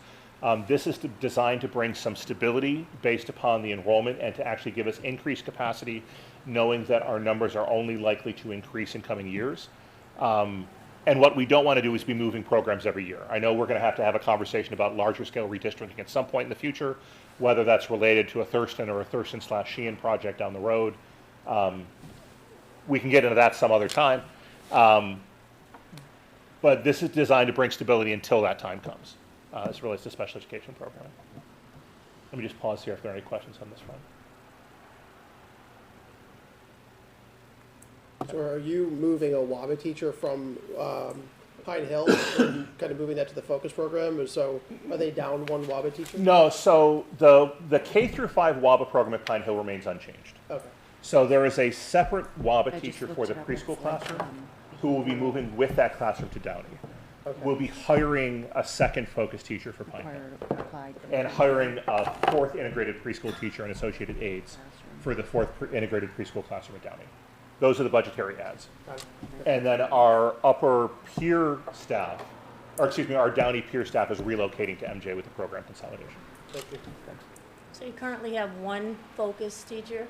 We currently have one focus teacher. And how many students? It is 13? It's 11, about to be 12 this year, and we're going to be at 13 next year. Right. So what happens is, regulatory-wise, once you can get by from 8 to 12 through IAs. Once you jump over 12, it changes the DESI regulations around sub-separate programming. I spoke with which is why Laura we're today. yeah. So we had said it was going to be 13 next year at the time of the original budget proposal. She's telling me today it looks like 15 to 16. So I think that So that's new, that's- second yeah. classroom was definitely So needed. the plan is to split the students? Yeah, essentially, yeah. Yeah, we want to do that appropriate based upon what their needs are and what their ages are.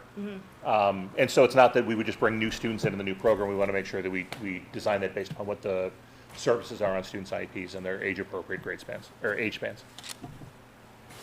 Last question, sorry. How about like space considerations over at Downey? Obviously, you're adding 2 new preschools over there, so I'm just curious, like, how's that impacting? Yeah, so Downey was actually a preschool like way back in the day. So from a facilities perspective, there are actually some classrooms designed, even with bathrooms in them that help from a preschool perspective. Yeah. We are essentially using 1 additional classroom than we are right now, right? We're adding 2 preschool classrooms, but removing 1 peer classroom. So it's a net change of sort of a +1 in classroom space. When I get to the enrollment conversation, we are budgeting right now 7 kindergarten classrooms across Downey, MJ, and Sheehan collectively.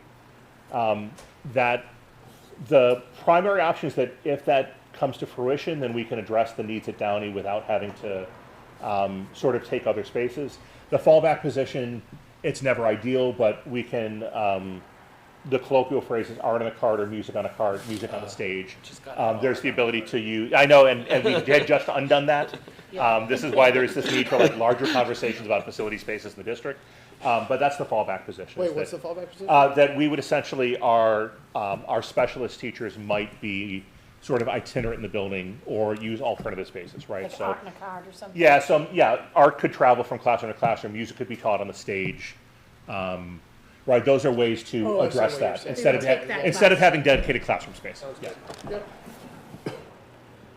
I just talked about this with Focus a second ago, so that would be using the space identified by Preschool WABA. I talked about the preschool changes before, so this allows for the integration and addresses the capacity issues in our preschool program. And then this is the peer program that I talked about momentarily ago. And as I said, these are designed not to just to address the needs for FY27, to build our capacity for future needs as well.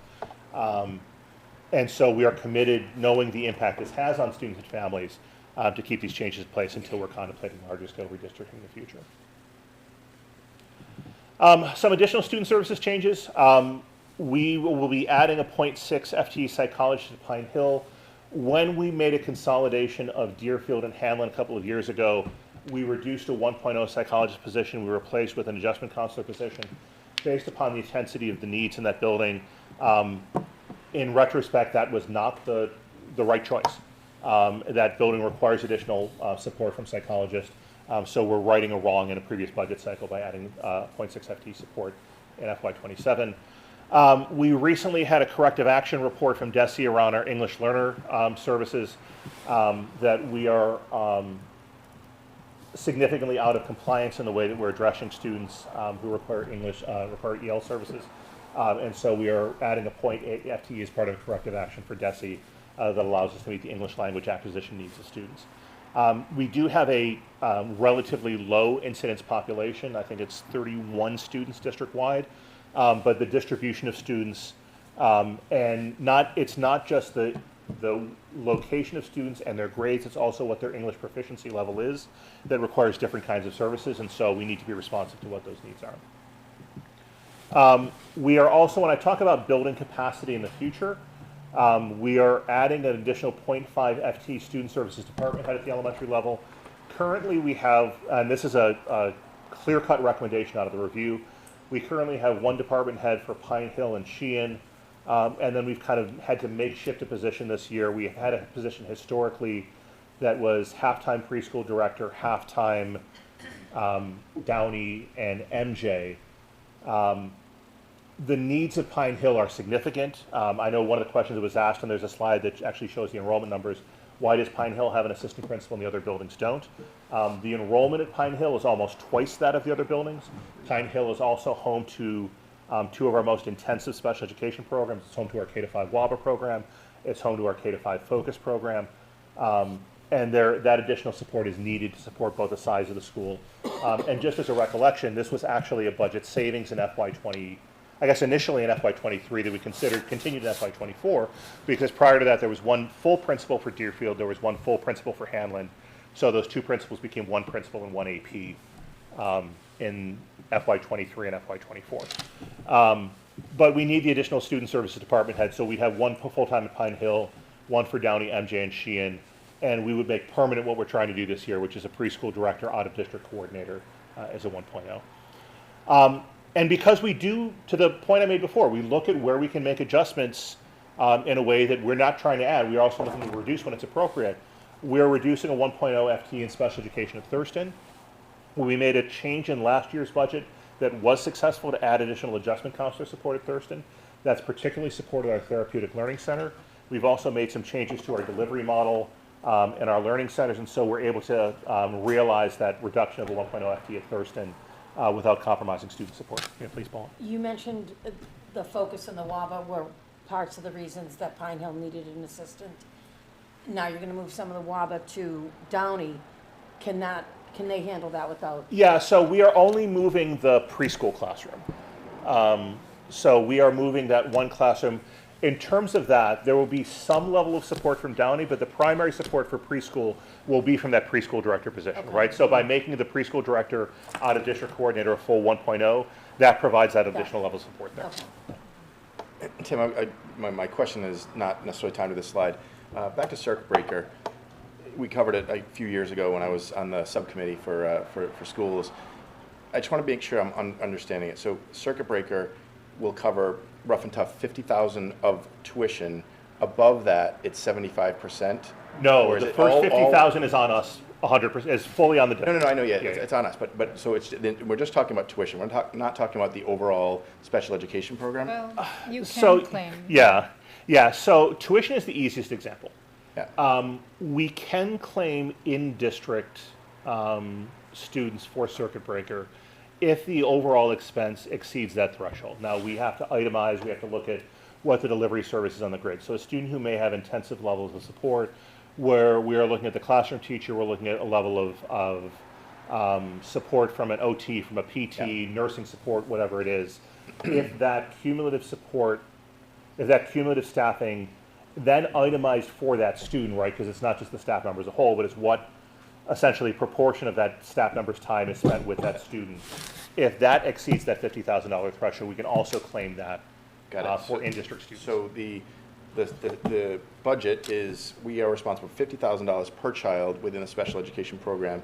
Above that, then we can theoretically get the circuit breaker up to 75%, or we hit up, Paul McMurtry and Mike Rush, and we tell them 90%, which everybody can do, everybody needs to do.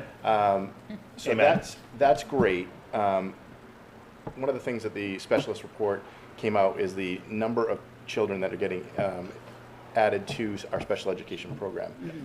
Any comment on, looking at that? And I think what our program is amazing. At the same time, do we have a disproportionate amount of students in the special education program, and then we're responsible for the first 50 before we can get anything back? Yeah, so the short answer to your question is yes. I'll give you the longer answer than just that. We are doing that work right now. Like we have bi-weekly meetings with our full admin team. This is the focus of our meeting this Thursday, is continuing to dig into that report. There's a comment that the consultant made, and I may be paraphrasing what she said. And this is not to diminish the significant needs that our students have and our legal, our financial, our moral obligation to support the needs of students, right? But for some students, special education is the least effective and most cost-intensive way to address needs that can be addressed in general education. And so there is work that we can do to strengthen what we do in our gen ed settings.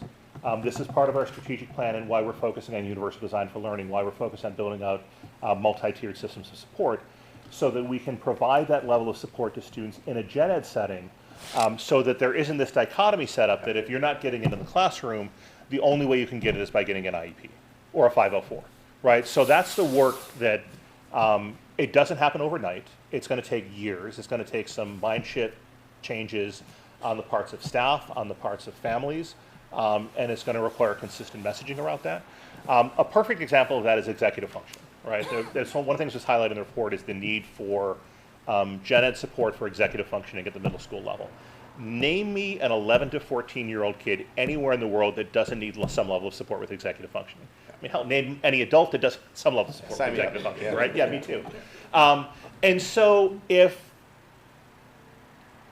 there are conversations to be had about how can we look at what we are doing for all students that provides that level of support in a different way than what we're doing right now. We don't have those answers for how yet, right? That if we can do that, then some of the referrals that may be parent initiated or maybe internally initiated that may result, there's conversation around like the ADHD diagnosis, the health diagnosis being higher than what you may see in other districts. If we can address students' needs in that way in the gen ed setting, that's going to help reduce that. Now, what I will say is that the cost intensity for individual students with that, for example, who need support with executive functioning, is nowhere near that threshold, right? Yeah. But you are looking at level of support in learning centers or through inclusion supports that is more cost intensive than a student that may not be on an IEP, right? And so that's how the residual financial impact comes when we can make those changes, when we may not need to run as many sections of learning centers, when we can actually look to do more push-in services with special education staff. And then continue, instead of the cycle of constantly trying to play catch up, we can be more proactive with how we're providing support for students and then not having to react by adding services and IEPs. So that's the long-term goal and mission. All the while not pitting special ed against general ed. Oh, absolutely not. Which No. is clear. Yeah. I mean, Yeah. it's critical services. Yeah. So I appreciate what you're doing. It's a disproportionate amount of the increase that we're seeing. And so looking at, all the different ways that we can be creative about it. Yeah, I do want to acknowledge though, right, that work is not realistically not going to change the other issues around tuitions, right? Yeah. I mean, those are, and this is something we are seeing statewide, it's something we're seeing nationally. The intensity of particular needs, some of these are health and medical related, some of these are significant social emotional dysregulation. We are just seeing much higher rates of incidence everywhere. And so the work that we're talking about gets us to a certain point. Yeah. But there are, special education funding is broken. I can certainly make the argument that some of what we are funding on education dollars really should be funded by health insurance companies because these are medical needs. Or I realize the whole health insurance thing is a whole different thing, right? And we could have a whole debate about that. But they're on the backs of schools and municipalities right now. And until that changes, we're going to continue to have this issue. And as I said earlier, Prop 2.5 doesn't care. Yeah, it does not. Yeah, I also wanted to add that, this recommendation did come from the consultant, but the primary way, and correct me if I'm wrong, the consultant addressed that was to restructure the student services department so that we're adding, 4-5 new people, Yeah. which clearly is not realistic. That's the way they recommended we address that issue.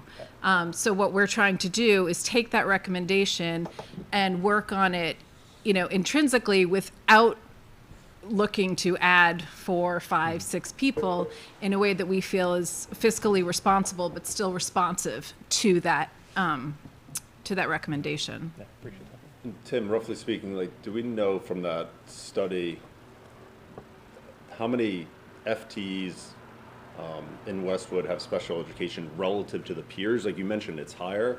Like roughly speaking, how much higher to our peer group? You're saying you said FTEs. Are you talking about staff or are you talking about students? Sorry, students. Okay. Students we have X number of special needs students per our total number of students relative to our peers. Yeah, I mean, this is publicly available information once I log into the Wi-Fi here. Might be like a percentage. It's or new two Wi-Fi, so higher you have than to this log in. I have to log in. Yeah. Yeah. I think in the presentation there was like a percent on IEP comparable to. Yeah, I'm pulling the data right now. Who So were higher. district-wide, if we look at just students and IEPs, and this is data reported to the state 30%. on October 1st, 2025, our our district-wide population is 21.6% of students on IEP. Statewide is 21.1. It was just a difference when you look at your comparison group, right? That's where it was higher. Yeah, it was, right, and I could pull up individual districts. I'm not going to do that live here on camera, Yeah. but certainly individual districts, districts, but maximum, yeah. Struck me when I saw that I don't want to say a victim of your own success. I mean, the less than 1% is phenomenal. Yeah, right? right. Statewide, it's 4 to 5%, and you don't want to see that grow. But at the same time, you've got folks that are saying, and I had pulled numbers today, and I think we ranked like 6 or 7 in terms of special ed support, which, great, I mean, it's like the Lexingtons, Westons, the Wellesley of the world, but at the same time, that becomes a bit of a magnet, and then it's like, okay, how do you, you know, it just rolls, and that base becomes, what you do now becomes the base next year. Right. So, yeah, it's just one of those, you look at like, holy cow. Right. A couple of years ago, I think it was 20 or 5 years ago, we were at around 79, 80% personnel expenditures. Now you're at 84%. It's literally almost 1% a year. The budget gets sucked up with the personnel, and you need that, as you said, it's personal business, especially when it comes to special ed. Don't have the answer. I know you guys are working. Yeah, no, I don't have the answer either, right? But I appreciate that. But it is one of those, you can see the train coming, right? At some point, you don't get lucky on those. I know, Mayor, you've said it, you know, last couple of years, you've gotten lucky, okay, found money here, state grant here. At some point, we're just gonna be unlucky. And the big thing is, again, Prop 2.5. I mean, that's what, I mean, because we want these services, our kids deserve these services. Many people moved into town, I took advantage of the services myself. And so, we're not saying that, it's just making all of this work with a number that's going like this. And then, you know, one of the schools, you know, whether it be Perkins School or something else, jacks their rates up, you know, we have to fund it. And so it makes it just really, really challenging. And again, this isn't against, you know, general ed versus special ed. It's figuring out how we're going to make all this work with the same pizza, slicing it up. So. Absolutely. So moving forward, let me just talk about additional staffing changes. So some other reductions we are making, we are reducing a 1.0 math teacher at the high school. I know we had some conversation at the committee around this. We actually, based upon our class sizes at the high school, we're able to do this without negatively impacting class sizes. I know we gave that information to the committee directly. Some of the FTE may come from math, some of it may come from science, just because of how we have some people that are dually assigned. But we're able to do that without negatively impacting educational offerings to students. We're also reducing a 1.0 FTE elementary instructional technology coach. This is a position that was added in the FY25 budget as we move to add a weekly digital literacy and computer science special for all students in grades 2 through 5. We are not changing the delivery of that DLCS special. We're maintaining this. What that is doing, though, it's reducing some of the internal PD and coaching we do for staff around technology, because the RITCs serve dual roles of both teaching students and supporting staff. And this is probably a good time, you know, one of the sort of the conversations we had at school committee was that we really wanted to preserve student-facing positions. That was not a student-facing position. I think you'll see another one that was not a student-facing position. So that was one of the priorities that the school committee had when building the budget and clearly discussed that with the superintendent. Yeah, thanks, May. And I know that you've covered this, but just for the benefit of other people who maybe haven't watched some of the other previous meetings where you guys have addressed this, just talking about obviously like STEM-related programs with math and science and technology, and seeing that like everything on the slide related to that, or you know, highlighted as reductions, just to highlight that, because I know that you guys have discussed that previously, but it'll be relevant to others. Yeah, I appreciate that. Again, the second one, the ITC coach, we are not changing any of our delivery model for students. What we're doing is we're providing a reduced level of support for staff in coaching. So we are committed to that DLCS special that we currently offer weekly to students in grades 2 through 5. At the high school, we're not talking about like elimination of electives. What we're talking about is that class sizes in Algebra 2 class may go from 18 to 23. Which is still within guidelines. And given the conversation we're having around class sizes at the elementary level, certainly is an appropriate reduction to make while preserving programming for students. But I appreciate the question. Sorry about that. Another change that we're making, we are reducing an administrative position, so we're reducing our 1.0 FTE Director of Social Emotional Learning. Just given the incredibly challenging financial climate that we're in as a whole, and given the pressures we have in the budget, we can't sustain this anymore as a district level, as a director level position. We do remain committed to the importance of social emotional learning. It's part of our core strategy for district improvement. We are continuing to have staff equity leaders defined in each school. And so we'll have an impact on implementation coordination. But again, while this position provides some support to teachers and students, or some support to students directly, most of the support is to staff, and consistent with the committee's goal of preserving staff, student-facing positions. This was a reduction in FY27. We are adding a .4 FTE high school wellness teacher. This is part of a two-phase implementation where we're ensuring that all students have yearly access to wellness, that's PE and health, at the high school level, and that all students get the physical and social emotional health benefits of this. So we added a .6 in last year's budget. We're adding a .4. It supports all of our students to meet local and state grad requirements. And then we're reducing a .38 support position for elementary science materials. We're also reducing high school custodian. That eliminates a position that's currently vacant. And then in just one of the ways that collective bargaining can actually help us from a budget perspective. In our teacher contract we settled a year ago, we added a provision. Prior to this, there was no incentive for staff members to notify us that they were retiring at the end of the year. So there's now a provision that if teachers tell us by October 15th that they are retiring at the end of the year and they have to work through the end of the school year, we increase their sick leave buyback by $10 a day. It's a small price to pay. It encourages, it's a nice gift for the employee, but it also allows us to budget turnover savings by having that knowledge in advance, and actually to plan for like how do we address the staffing consideration by doing that in advance. We are also, this is a budget neutral thing, but we're reallocating elementary literacy and math specialists. They provide both direct support to students and support to staff members. We have essentially, if you look in the individual budget lines, we've reduced some of the school-based lines to 0 and added them to the district-wide lines. This allows us to be more flexible with staffing assignment so we can be responsive to assigning staff based upon where student needs are. At the elementary staffing level, this is again where I want to be really thankful to our partners that are still hanging out in state governments. The only people that are almost the only ones. Well, thank you, Nora, even though this wasn't part of the conversation. But thank you to Stephanie and Molly and Connor and the select board for our conversations around this. It has been a priority of the committee for a long time to try to maintain class size guidelines, 18 to 22 in grades K to 3, 18 to 24 in grades 4 and 5. This current year, we have 2 grade levels that are above class size guidelines. Pine Hill grade 1 is at 24 students. We saw a major influx last summer. We had 8 students newly registered at Pine Hill last summer into grade 1. And grade 5 at Sheehan is currently at 26.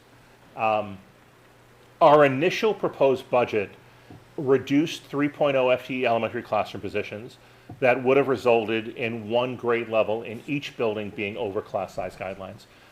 We certainly heard from the community as a whole, and we appreciate the advocacy by members of the community, and we certainly heard from the committee that we wanted to look at other options to address this, knowing that this is one of the biggest priorities that we have, is protecting those student-facing positions.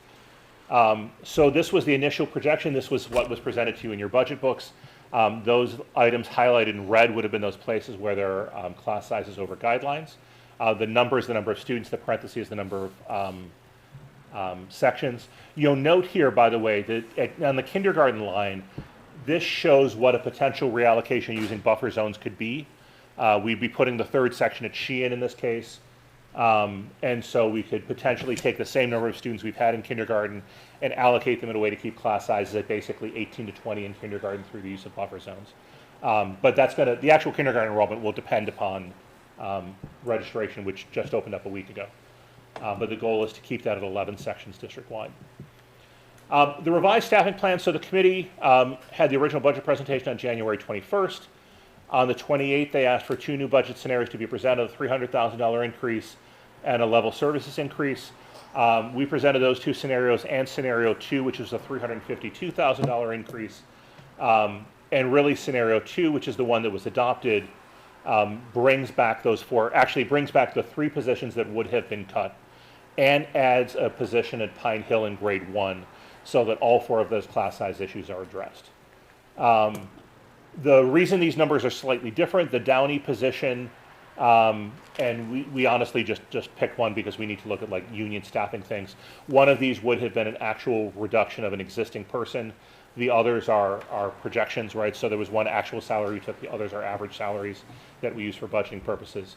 But those are the changes that got put back into the budget at the school committee's vote on February 13th.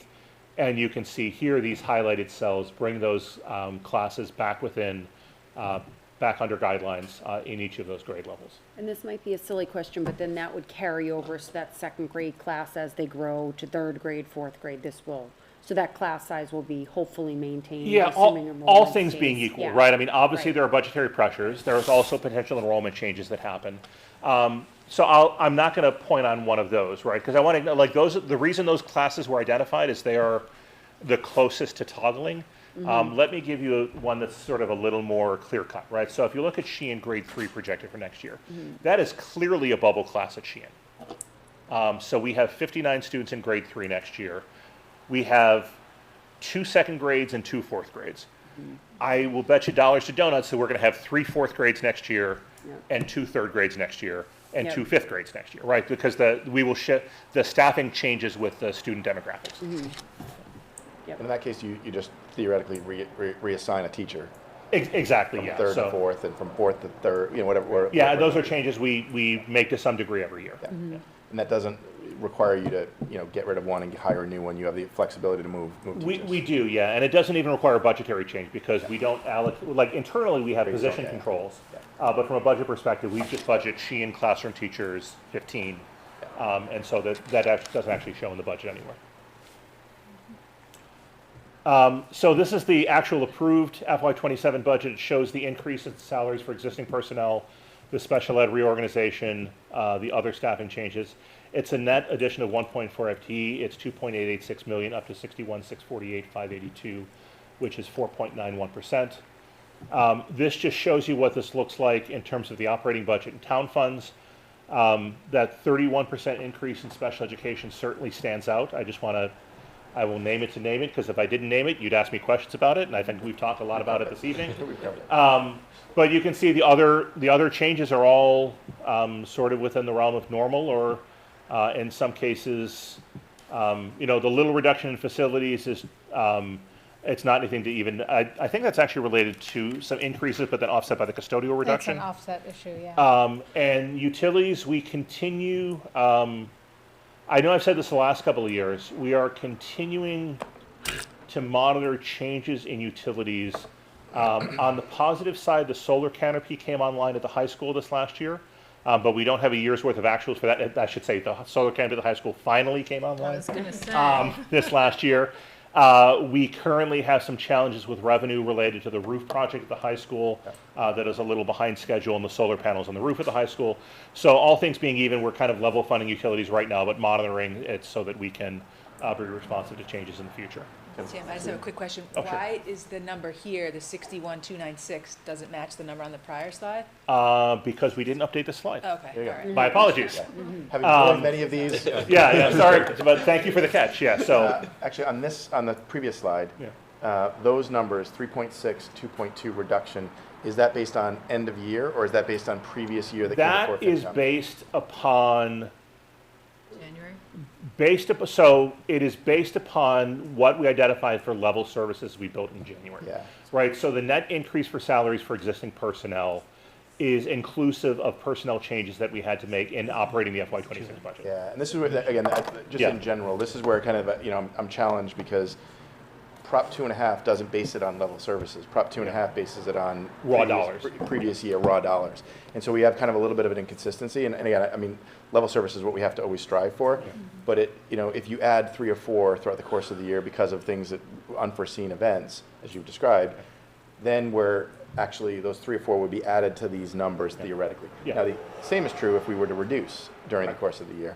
But I don't know if that's kind of a common thing where you see a reduction during the course of a school year. Yeah, I mean, I will say that, it's funny, because this year we actually, the Article 2B transfer is related to the fact that we have been able to unfill a lot of positions in the IA and ABA realm, and we've had contracted services. Now, contracted services are more expensive, and so we are budgeting to have those positions be filled for next year, as opposed to budgeting the more expensive contracted services. And hopefully the new collective bargaining agreement will help address that. So we didn't really reduce a position, but we would be requesting a transfer from school committee from salary to non-salary. Yeah, that's which a- is a effectively move. like Yeah, reducing yeah. that budgeted line. I just want to clarify in terms of utilities and revenue. It's not the high school that's online, but the Pine Hill certainly has been generating revenue for us. The high school is about to, like. Oh, yeah, thank you. And then Yeah. On the edge. Yeah. And the challenge, we still need, as Tim was saying, like a full year of monitored production to then adjust our utilities. So we're holding, but I do think we're fine right now. I don't know what I'm asking or if this even makes sense, but I think like having visibility to year over year impact and change would be valuable. Not that we're there if we're gonna not like it, or Yeah. just a little bit more visibility, because again, we're taking this in context of level services, yet everything else that this FinCom needs to do and then the town has to do is basing it on how we're gonna make it work with 2.5. And so I think like maybe putting a little bit of a highlight, 3.6, however, from previous year, it's 4.6 or 5.2. Yeah, no, whatever it might be. we can certainly make that change in the Yeah. future. Appreciate that, Mike. Yeah. Thanks.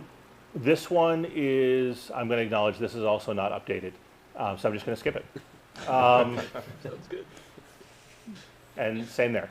So we'll make sure we give you the updated numbers, but that's just the breakdown of what's there. We'll talk briefly about capital, very, very briefly about capital. So again, thank you to our collaboration with the town. The overall capital ask is up about $140,000 from FY27 and from FY26 for base capital. One of the questions we got asked is why the reduction in HVAC, why the increase in roofing? The very short answer to that is that we have some reserves built up in our HVAC account that we don't need to replenish those right now. But given the ongoing roofing issues that we've had, we need the money in roofing right now. Like that's the, I don't know if you want to add anything to that or not, but that's the very short, down and dirty answer to that question. We've undertaken those two big projects, the high school and the Thurston modular roof replacement at the Thurston, and those expended almost all of our roofing reserve. So we went from 1.2 million down to about 200,000 at the start of the fiscal year when we were trying to determine where should we allocate our funds for capital. And so it made most sense to put more in roofing. We also could foresee that we have some building improvement projects that we needed to prioritize. And we had a very healthy balance in HVAC. I mean, we have lots of HVAC projects coming up, but in making hard decisions here to make it all balanced, we have 1.28 to work with. That's where we determined the priorities should be. Yeah, the last thing I'll just acknowledge is the increase in technology. I want to give a ton of credit to Steve Ouellette, who's our Director of Technology, Innovation, and Learning, for having a really thoughtful hardware replacement plan. But some of the reason you see a bump there is there were a lot of devices we bought during the pandemic that we've tried to extend their life as long as possible, but those significant purchases are coming due on a replacement cycle. And so we have a really well thought out plan for how we're doing that, but that's why you see a bump into the technology line in FY27. Approximately how much do you spend on HVAC every year? It does vary quite a good deal. It's, I would say, around 150 every year, definitely, but we sometimes have bigger expenses. I mean, we've replaced rooftop HVAC units, and those can be 150 a pop, so Yeah, it's right. just very variable, unfortunately, because of the scale of the expense on these projects. But you're comfortable not adding any money to the HVAC reserve? We entered the fiscal year with a balance of 500,000 in the HVAC, All right. like rolling account. So it felt like a solid enough amount that we could manage any projects that might come up short term in the year.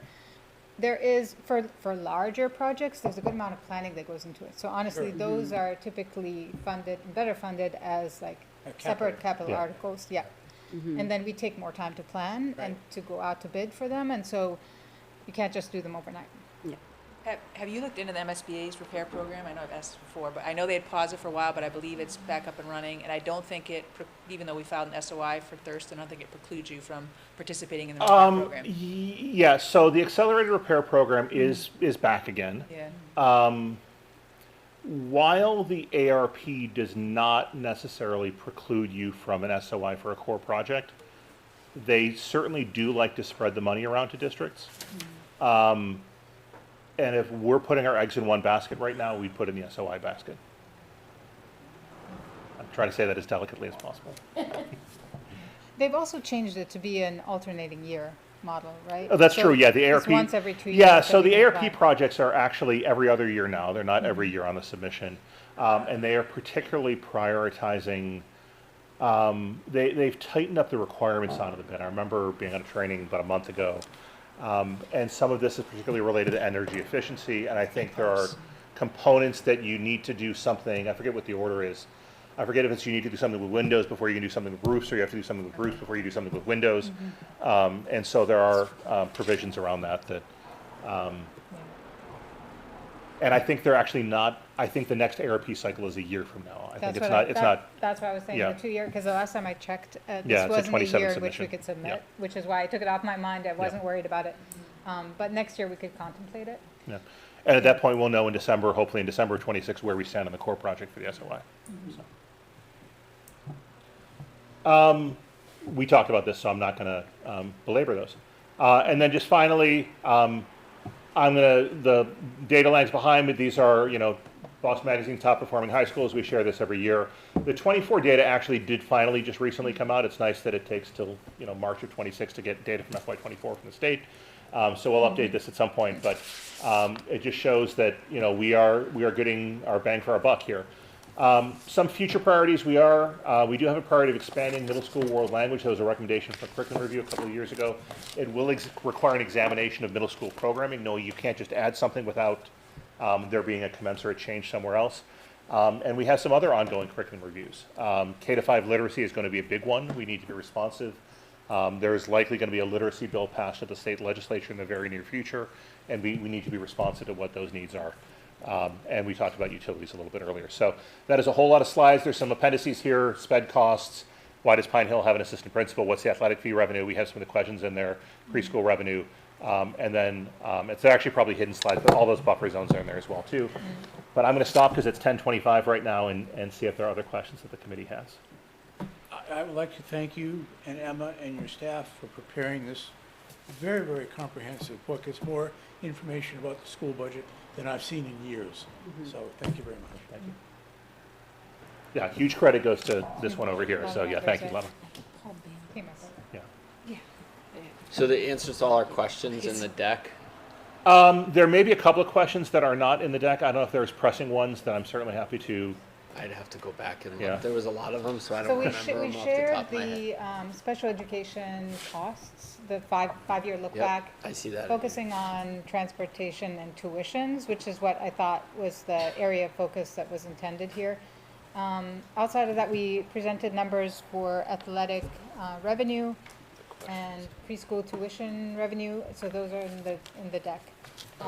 And then there was a question around, there were some questions around student activities dollars at the high school, some subscription dollars at Thurston. I would say in response to those, the Thurston subscription line is actually a bit of an artifact. I think that's one that was missed because what we've made as a decision in central office is to budget for larger subscription costs in the central office cost centers, like curriculum and instruction, because sometimes there's a big ticket item that you have to pay for, but not every year. So we try to budget for that in central office. That way the funds are available to use in other schools when they're not in use at Thurston, say. So that's probably going to be a budget transfer of about $10,000 from Thurston to the curriculum and instruction cost center. So it's, too much information probably for you, especially at 10:30. But that's Yeah, the story. there are some other specific questions in here. Anything that we didn't answer live, we'll send you an email that has the answers to those questions. That's probably the most. I'm looking at them, but there was quite a few. I know we. Yeah, there were some really specific ones about particular line items in the budget. We've got those answers. I think some of it was because we had this is your first time in front of us, so I think. Oh, yeah. Absolutely. If we had seen you a few weeks ago, I think We would've some had of those these questions. might have been answered. So I think that's why there's so many. Yeah. So that sounds good. Yeah, one thing I'll say, what we all kind of experienced over the last few months was really challenging with respect to changes in numbers that were the baseline for budgets. And I know it's really difficult where the timing is just such that we found ourselves in a really bad place as a town where there were tweaks to the town budget, the municipal budget, and that kind of impacted the school budget. I want to figure out if there's any ways that we can fix that, because I see that being a recurring theme year over year, where we may be in a position where you're basing your budget on numbers that you believe to be true, and then they're not true. And so it puts you in a really tough spot. It puts the town in a tough spot. It puts FinCom in a really tough spot. So I don't know if I'm just throwing that out there. I don't know if there's a fix other than getting the state to release some of their numbers earlier, and maybe us pushing back some of the expectations around timing that we have to operate under. But it was really, it was terrible for everybody, and I appreciate where we are right now, and we got through it. Yeah, I agree. This budget cycle was particularly tough, and it's not something that either the schools or the town want to repeat. I have a few thoughts. First, I think we should look at the timing of when information is delivered versus when we get it from the state, because we are making a number of assumptions that may or may not hold true. And some of those assumptions become reality, within a matter of days. So it might behoove us to look at the overall schedule and say, does this really need to be delivered by this, or can we push it by a week or two? The second thing is, I will say that, Tim and I are having ongoing discussions with Mary Ann and Connor to really address the root issue of what happened this year and how we can prevent that going forward. I think that's probably going to result in an overhaul of the budget steering process from a school and town perspective, which I think is it will be a very good outcome for everybody.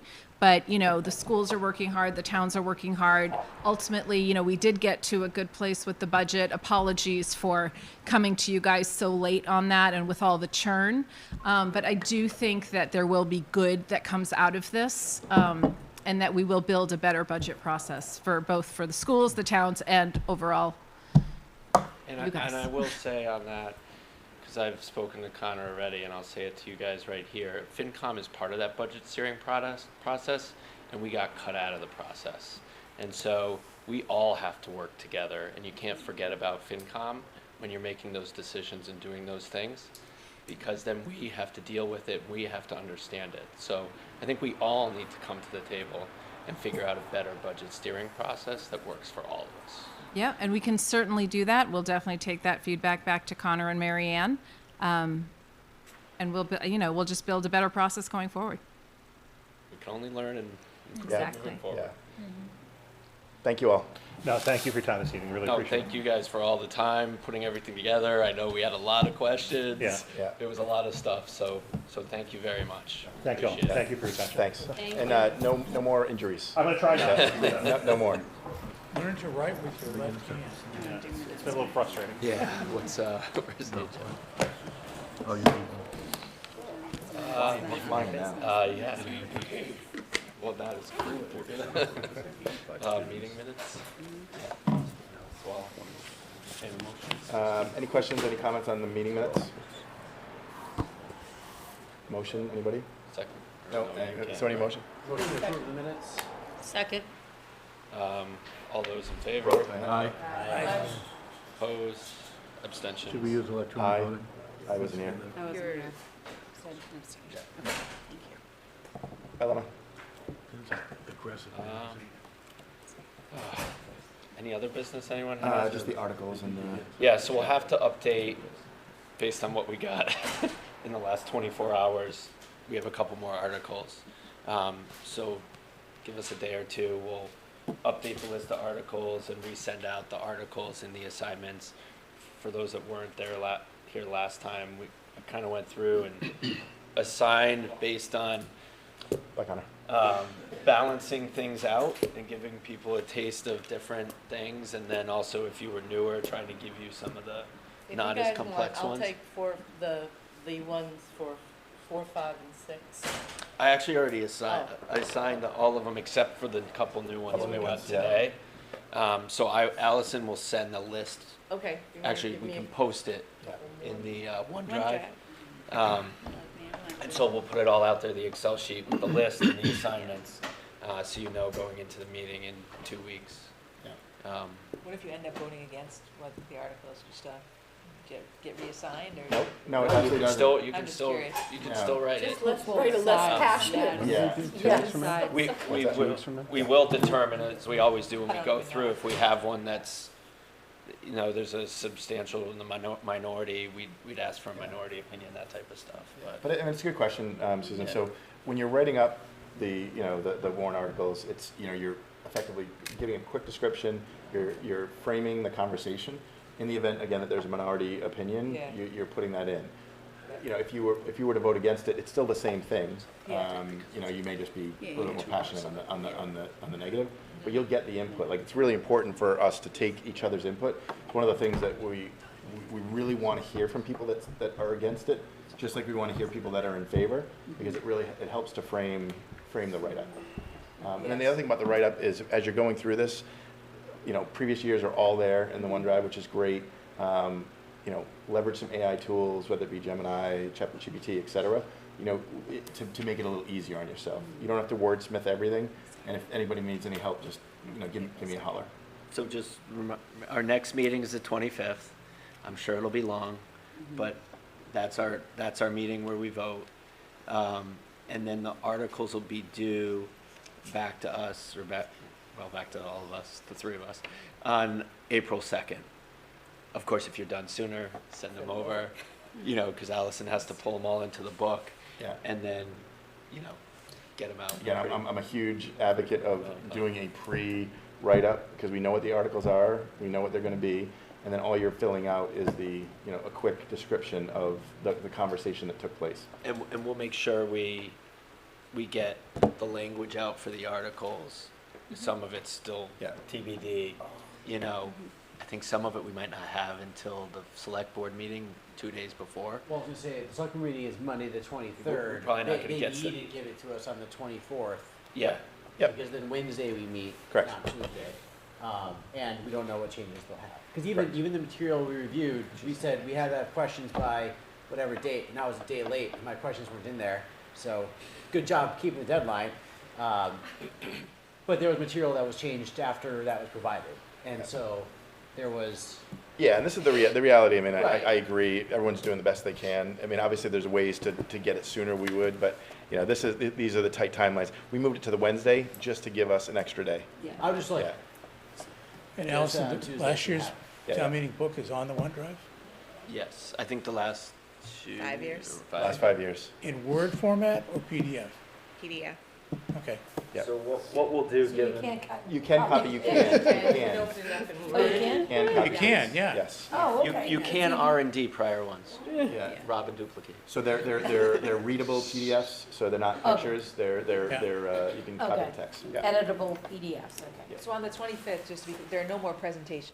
That's all done. Public hearing, right? No, there could be. There will probably be some final presentation around what happens on the 23rd. Okay. So it's Like around, not like tonight, but around changes or around some of these, probably around the FS1 articles and that Okay. type of stuff. Okay. There will definitely be presentations around that. I think we can, as we get a clear picture of stuff, we'll definitely message, and then what we'll do is, you know, any articles we have written, when we do, we'll get them to you, but then everything on the 24th, and we'll also print out everything for the 25th too, given, I said, we'll print it all out, so you have it all in front of you, so you're not searching through 10 different documents. But we're not getting repeats of the presentations that we've already got. No. I didn't know what the school. No, because we- that was kind of, well, I Absolutely guess not. we- School's It is good. whatever is different. It's really more the articles, and, And even though that's a busy week, Susan and I would like to encourage everybody to come to the 26th, the community chest fundraiser, so. Just throwing it out This is there. the wrong town, though. It's all right. Where's it at? It's at Brook Meadow and it's a derby themed, Oh, very nice. so and it does help. Well, the Westwood Community Chest is amazing. So It is amazing. That's great. any other questions? Now, the next one's really important, though. That's where we have our deliberation. So, I know, and eat before you come. Plan for a long night. Bring water. Bring, you know. We'll get snacks. We'll get figure snacks. something Yeah, out. we'll figure it out. But this one went long just because we had the school committee meeting. This one typically is a little bit shorter. But, Yeah, so planning board will probably have to talk Yeah. to us too on their final. So I would expect FS1, not school, FS1, any like nuances that have changed in other items, and then the planning board stuff, because that's still not like final yet. Yeah, should any miscellaneous select board articles be added, you know, obviously we have to move that. So we're gonna hold off drafting anything until after the next meeting, or should we Well, you can start, get a like- pre-draft. What I typically do is I have it already, and so obviously I don't know what the vote is, I don't know what the deliberations are, but those are the pieces I fill in, and it just makes it easier for me, so I'm not starting from scratch, you know, after that. How many articles do we have last year? Not this many, right? Is there more this year than last year? No, we had more last year. We did, okay. That It makes was me like feel 40. better. We have Yeah. 33 right now. It Yeah. could go down to 30, it sounds like, but it'd be somewhere around there. And I think it was like I remember Like- last year you guys were like like. two articles roughly each or something like that, or a little more. So it's not too bad.